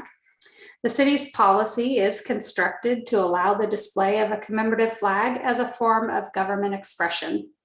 Since adoption of the policy, the council has authorized the display of commemorative flags on 6 occasions, the Pride flag and the POW MIA flag, each in 2019, 2020, and 2021. And now I will turn it over to City Attorney Jason Alcala to address the policy's consistency with a recent U.S. Supreme Court decision. Good evening, Honorable Mayor, members of the City Council. This is Jason Alcala, your city attorney. On May 2nd, 2022, the U.S. Supreme Court issued a decision in the case of Shurtleff versus the City of Boston. In that case, the flagpole in question was part of a plaza that was used by the public. Essentially, when a group obtained a permit to use the park, that same group also was allowed to use the flagpole. In the facts of that case, the City of Boston did not allow a particular group using the park to then use the flagpole. This was based upon a staff determination that the flag that the group intended to fly was religious in nature. And that as a result, there was a fear by the City of Boston staff that flying that flag would be a violation of the Establishment Clause.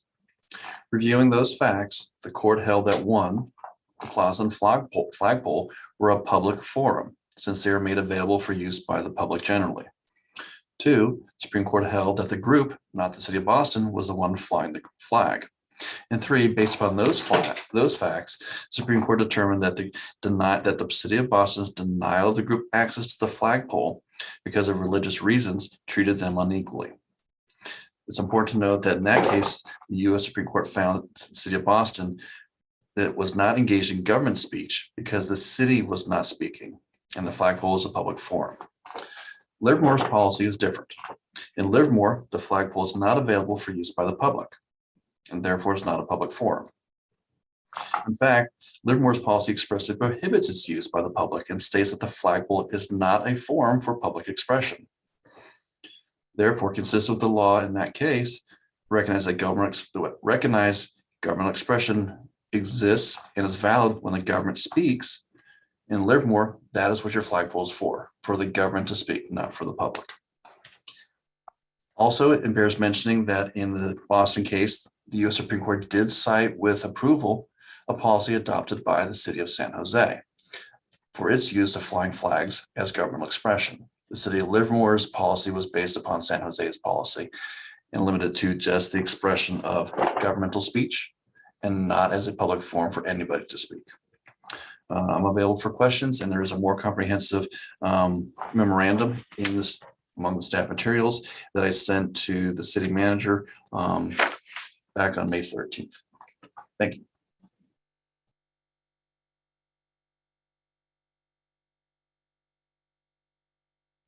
Mr. Mayor, you're muted.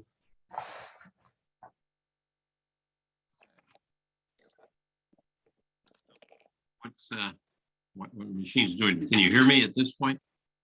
Yes, we can hear you. Okay, thank you. Sorry. I'd like to open the public comment at this point on 7.2. Do we have anybody who wishes to address us? Mayor, no comments have been received. Okay, thank you. I'll close public comment on 7.2 and bring it back to the council for discussion. And let's see, who was first? Councilmember Kick. Okay, so I just want to clarify what I heard and make sure that I heard correctly. I heard that our policy is not at risk due to the fact that this is government speech.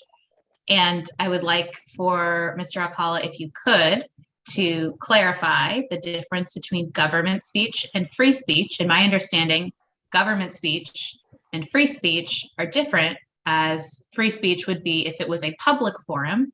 This is not a public forum. This is a government forum. Is that correct?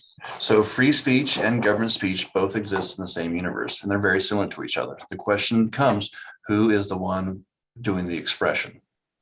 Your policy here in Livermore states that the flagpoles are not intended to serve as a form for free expression by the public. The city reserves that right to itself exclusively. It says that only the city shall display commemorative flags, and only if authorized by the city council as an expression of the city's official sentiments. That authorization has to be initiated by the council member and approved by the city council at a formal meeting. Your policy and implementation has only been flown a handful of times. I think it's 6 in total. Each time that was only done by the government. So when it comes down to it, the difference is you as an individual have the right to free expression, as well as the government has the right to express itself. And that has been recognized by the U.S. Supreme Court. I hope that helps clarify. Yep, thank you for that. Okay, Vice Mayor Bonanno. Yeah, thank you, both Ms. Martin and Mr. Ancala. I think it's very clear to me that the situation in Boston, the situation here, are very, very different. One being, as been previously stated, a case of public forum versus government speech. And I think ours is much closer, as Mr. Alcala mentioned, to the policy that was used in San Jose, after which our policy was modeled. So I just wanted to point also, I went back and looked at the 2019 meeting where this policy was adopted. And I just want to mention that the suggestion was made at the time that we come back and take a look at our policy. And I would argue we should look at all our policies occasionally, make sure they're still relevant, make sure that they still do good work for us and that we believe in what they say. I think we're doing that here tonight. And I'm supportive of continuing the policy as it currently stands. That's all I have. Okay, Councilmember Carling. Yes, thank you. I was the one that brought this up, and largely because we had received several emails from folks asking us about flying some other flags. And I think they were confused. I was confused about the decision of the Supreme Court. And so my intention to ask for the discussion tonight was to get some clarity on the decision by the Supreme Court on what happened in Boston versus what our flag policy is. I am now satisfied that the two situations are very different And I am happy with our flag policy the way it stands. And thank you to the staff for the clarity. Councilmember Monroe. Well, I really wish I'd gotten my hand up sooner. Oh, well. I'm afraid I'm going to be repeating some stuff that's already been said. However, maybe saying it a different way will be good for some people. It's good for me anyway. So when this item was put on the agenda for discussion, we got a number of emails that asked about, this being settled policy. Why are we discussing it? And particularly in light of some of what's going on in other areas, I really want to address that point because there is no such thing as settled policy. For residents, everybody, citizens, it just means that like the regular tasks of brushing your teeth and doing the dishes and pulling weeds, you got to pay attention. Nobody can do everything. Everybody can do something. For us council members, it means precisely what's been said, what Vice Mayor Bonanno said, which is taking a look from time to time and evaluating policies, particularly as situations change. And that's what we're doing here tonight. We've heard quite a bit about the flag policy, the difference between our flag policy and the flag policy in Boston, the difference between what governmental speech is in a public forum. I have to say, this has been most educational to me. I thought I understood this well going into this situation. When I tried to write down what I thought I understood, I found it difficult. So I'm going to read the way I understand it. And hopefully that means I've understood it enough to explain it, which means you've actually learned something. So the concept of governmental speech relies on the idea that governmental bodies have the right to speak to the public as a collective entity. While the government speech doctrine, as defined by the United States Supreme Court, allows council to fly commemorative flags, if the speech privileges, for example, one religion over another, it runs afoul of that other constitutional body of law, the Establishment Clause. And that clause prevents government from advancing or inhibiting religion. And so in other words, to be consistent with the clause, were a governmental body to display one religious flag, then the body must allow all religious flags to speak, and then it becomes not the council speaking to the public, but the reverse. So in Livermore, the purpose of the city's policy is clearly for the city to speak, not the public. Flying a religious flag would change the character of the flagpole from government speech to that public forum. Staff has strongly recommended that the city's governmental speech remains secular to avoid these kinds of unnecessary entanglements, and I appreciate it and still appreciate the careful work of our legal team. I do support the recommendation on our current flag policy. One of the other things that I really appreciate having the opportunity to do is to think about what the meaning of the flag requests we've approved has been. So it's been 2 annual requests for a total of 6, as we've heard. The POW MIA flag in November and the Pride flag in June. And for me, they represent 2 of the values that I believe Livermore holds dear: remembrance and inclusion. The POW MIA flag symbolizes remembrance. It's a way of saying that those who did not make it home from war are not forgotten. It's a way to honor their service. Flying it in November links it to those MIA POW soldiers, to the veterans who returned. The Pride flag symbolizes inclusion. To quote SF Chronicle, Kevin Fisher-Paulson, he's a sheriff's deputy who's also a Catholic and gay with a lovely family. You should read him. It's wonderful. The rainbow, like the one in the Bible, was a covenant with the community, a promise of light and laughter after the storm. Others have explained to me that the Pride flag meant that the LGBTQ plus people were welcome in a given space when that welcome had not previously been assured. Now, this past week across the country, including locally in San Lorenzo, we've seen hate groups disrupt peaceful celebrations of Pride Month. All the more reason for our community to stand for inclusion. So for me, these 2 annual requests, and who knows what others may come, represent the best in humanity, the best in Livermore, including and welcoming those who've been excluded, and remembering and honoring those who never came home from serving this country. Remembrance and honor, welcome and inclusion, pretty good things for any community to keep in mind. Thank you. Okay, thank you. Councilmember Kick. I just want to make one clarifying statement. And Jason, please correct me if I'm wrong. Councilmember Monroe used the word request, and I just want to remind and clarify that the request comes from council, not from the community. So I think there may have been some confusion about that. And so the request has come from council, and you can see that in our administrative record. Thank you for clarifying that. Appreciate it.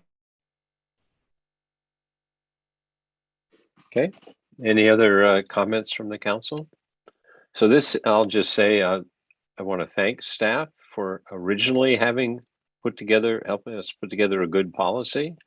And thank you again for helping to clarify it for everyone. So I agree that our current flag policy is appropriate. So I think at this point, we're not asking us to do anything other than we've heard the report and we've had the discussion. And I think I've heard consensus that we don't need to touch it. That correct? Okay. So we're now on to, I'll close out item 7.2, and we're on to 7.3, which is a resolution authorizing the display of the rainbow pride flag for the remainder of June 2022. Can we have the staff presentation, please? Yes, Honorable Mayor Warner and members of the City Council, this once again is your City Manager, Mariana Marasheva. Item 7.3 will be introduced by our Assistant City Manager, Christine Martin. Ms. Martin? Yes, thank you, City Manager. This is Christine Martin, your Assistant City Manager. And as you've already indicated, this is a resolution authorizing the display of the Rainbow Pride flag for the remainder of June 2022. And as our policy, as you just discussed, indicates, this was a request brought forward by the mayor to place this item on the agenda, which is consistent with the flag policy. And with that, staff is available for any questions.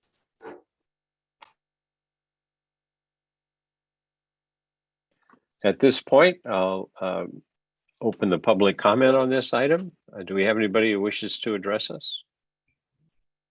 Yes, Mayor, there are 3 requests to speak. The first is Alan Marling, followed by Jackie Koda and Mel Chong. Alan Marling, please unmute yourself. Council members, Mayor, flying the gay flag may help the mental and physical health of residents of Livermore of diverse identities and their families. Flying the flag will only harm outdated notions of bigotry. In conclusion, raise the flag. Thank you. Next speaker is Jackie Koda, followed by Mel Chong and Stephanie F. Jackie Koda, please unmute yourself.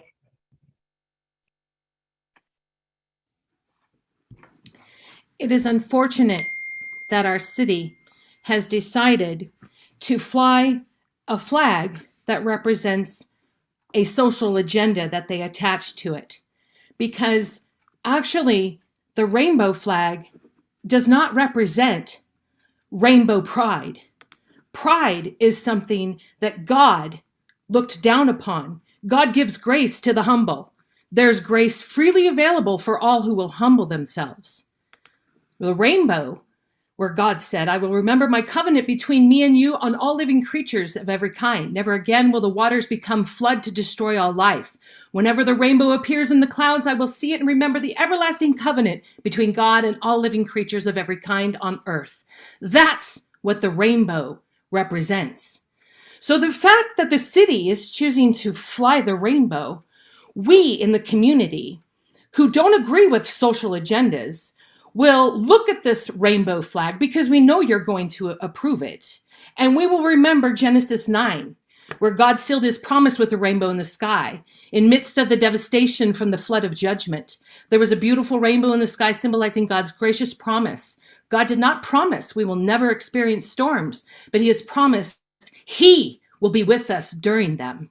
And he is with us tonight because our city council has decided to attach a label to the rainbow that does not represent the entire community as a whole, because there are community members who don't agree with the social agenda that is being pushed by the leftists and Marxists in our community. As we saw this weekend in LA, where there were buttless chaps being displayed in front of children. And there are drag queen librarian story hours, and there are drag shows going on where children are stuffing them in the men's underwear. That is it's unexplainable and inexplicable. And that the fact that you would attach a social agenda to God's rainbow is unfortunate.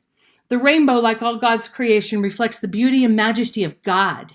The radiant colors and glorious appearance of the rainbow in the sky points to the existence of God and reflects his glory. God made a rainbow promise about the flood to Noah, and he makes a rainbow promise to us. That's all.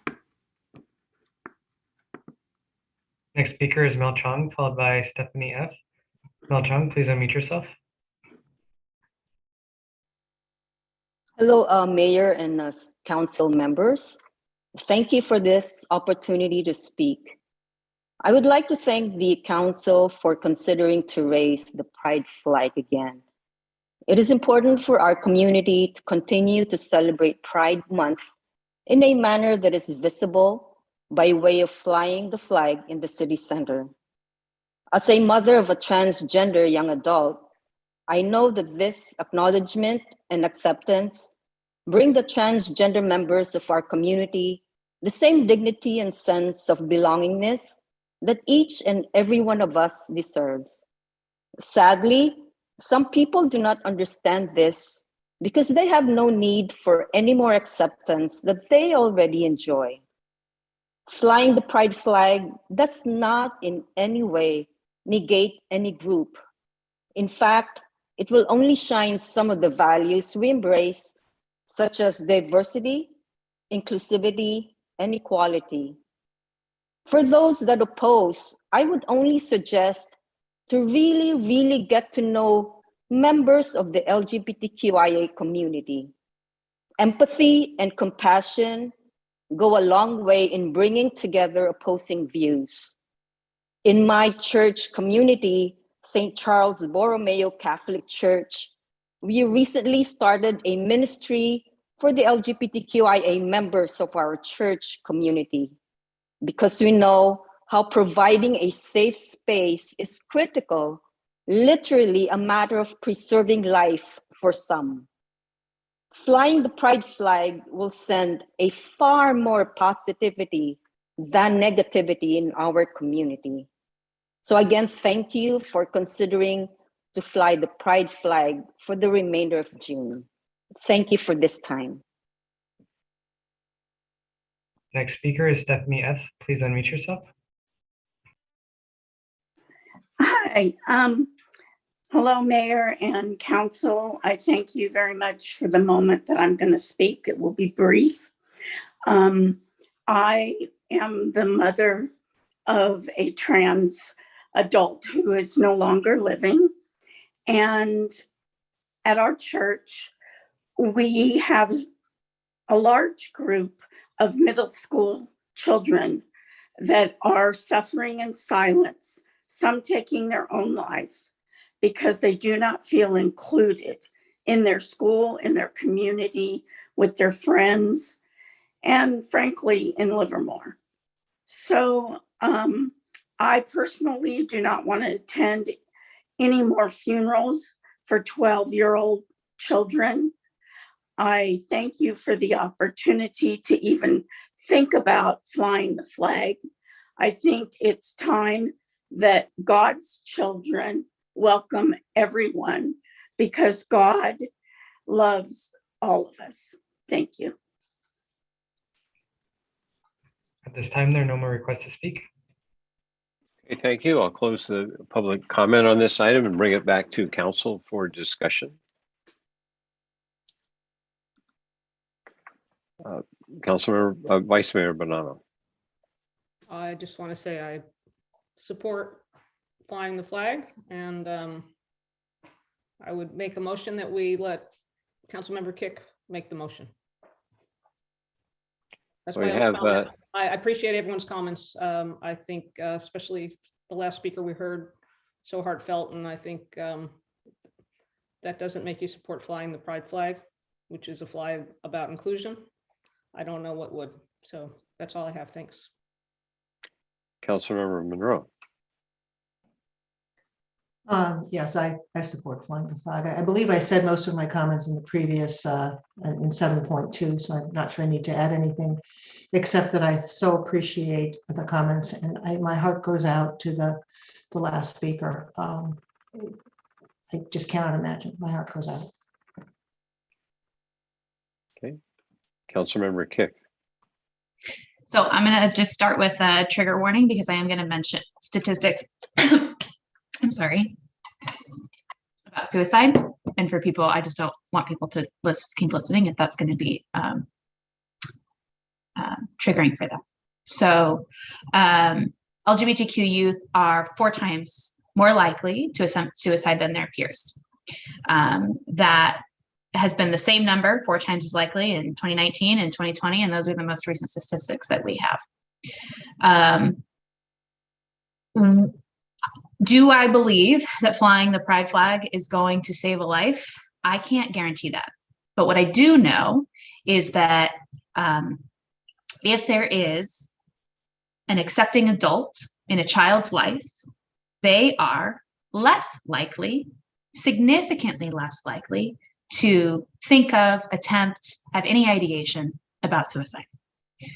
What I also know is that the most recent statistic that I have, I believe, is from 2019. And these are, I'm quoting from the Trevor Project and HRC, both are very reputable research institutions about LGBTQ youth, that 68% of LGBTQ youth report that they hear negative messages about their identity from their elected officials.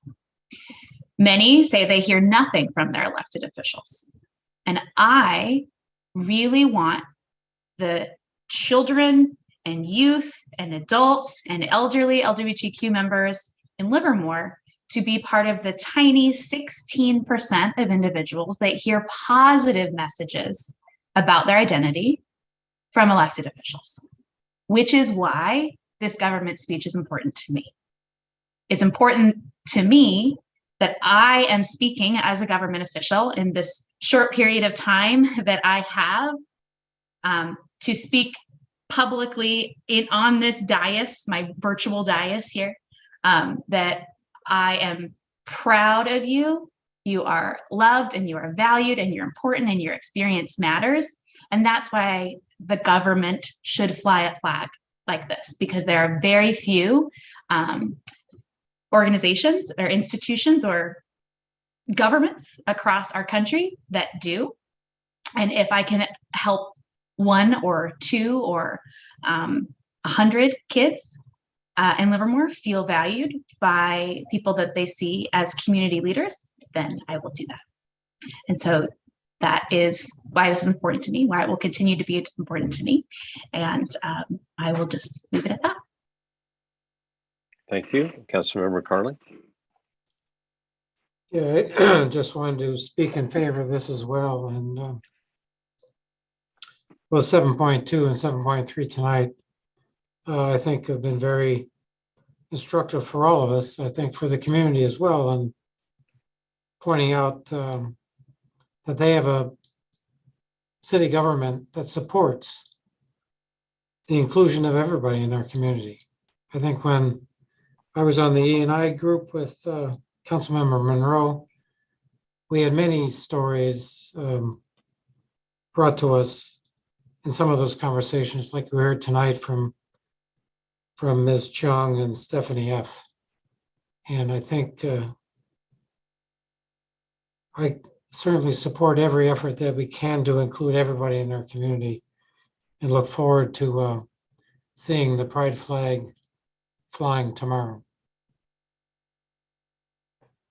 Thank you. Thank you. Councilmember Monroe. I wanted to find what I'm about to read earlier. About a month ago, I attended a weekend leadership workshop put on by Cal Cities.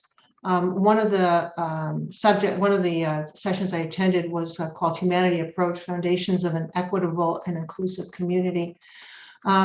And it began by talking about, what diversity, equity, and inclusion are, part of that was just remembering humanity is real and that we need to see the humanity in each other. And then they had some, this was what was said: diversity is being invited to the party. Inclusion is being asked to dance. Belonging is having your favorite foods on the menu. And what I think we need to be striving for, I thought that was beautiful, because really, when I go somewhere, literally having my favorite foods on the menu or having something I can eat matters. What we're striving for in Livermore is that. I'm not sure the Pride flag gets us to foods on the menu, but at least we're asking people to dance.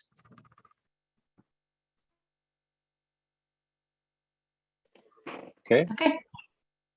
Are you going to say anything, Mayor Warner, or shall I move? I was going to say that I, listening to all the comments tonight, it's clear to me that flying the flag is the right thing to do. And it shows compassion, understanding, and signals the desire for an inclusive community. So, Councilmember Kick. With that, I would move that we as elected officials use our power of government speech to raise the pride flag, so that we can be part of that 16% of government officials who say positive things about the LGBTQ community. And so, oh, sorry. Yeah. I was going to ask if that was an okay motion from Jason, if that was clear. To be clear, you're moving staff's recommendation with your additional comments. Yep. Very good. Do I have a second? Yes, I would be very, very happy to second it. Okay. Moved and seconded. Any further discussion? Seeing none, can we have a roll call, please? Councilmember Carling, Aye. Councilmember Kick, Aye. Councilmember Monroe, Aye. Vice Mayor Bonanno, Aye. Mayor Warner. Aye. Passes unanimously. Glad we were able to get this done this month. We're now on to item 8.0, council committee reports and matters initiated by city manager, city attorney, staff, and council members. Do we have anything from city manager, city attorney, or staff? No, Okay. Mr. Mayor, not from the city manager. Okay, thank you. So with that, I'll start with Councilmember Kick.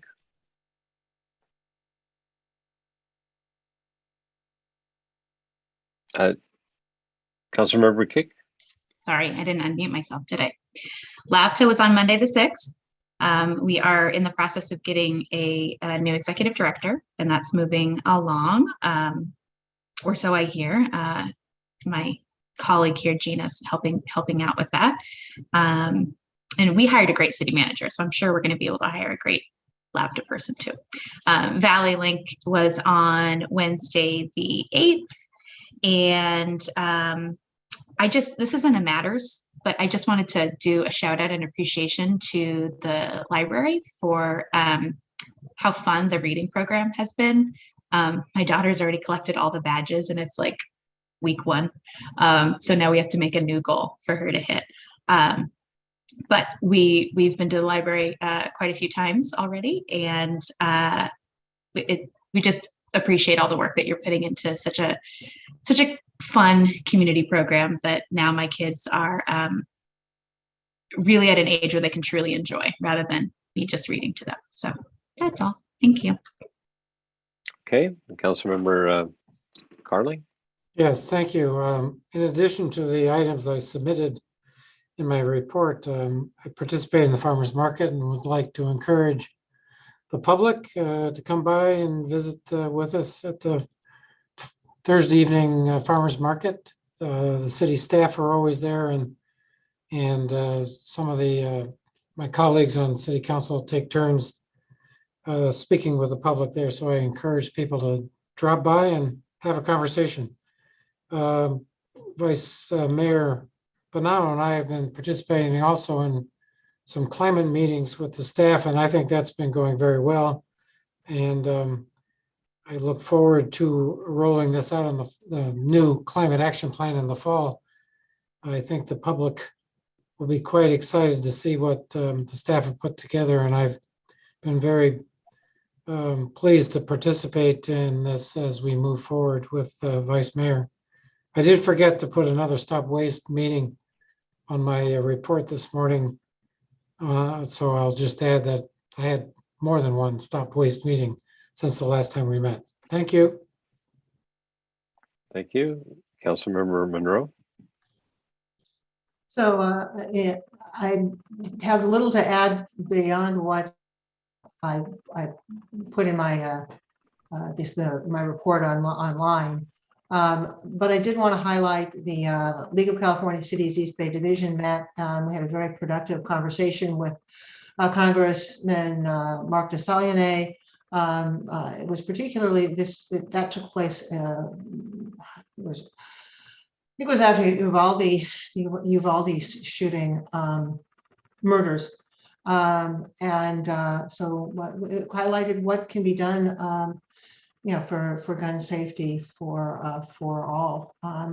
So that's something that I would like to see us explore going forward. It's not, I'm not making that a matters initiated. Just sort of putting it out there that might be coming to a council meeting near you at some point. Really enjoyed the graduation ceremony for the Livermore Citizens Police Academy, which Councilmember Carling and I attended together, I believe. He spoke, I didn't. So did a very good job. It was really a pleasure to see the people who graduated with the time in. It's wonderful to have these volunteers in the community.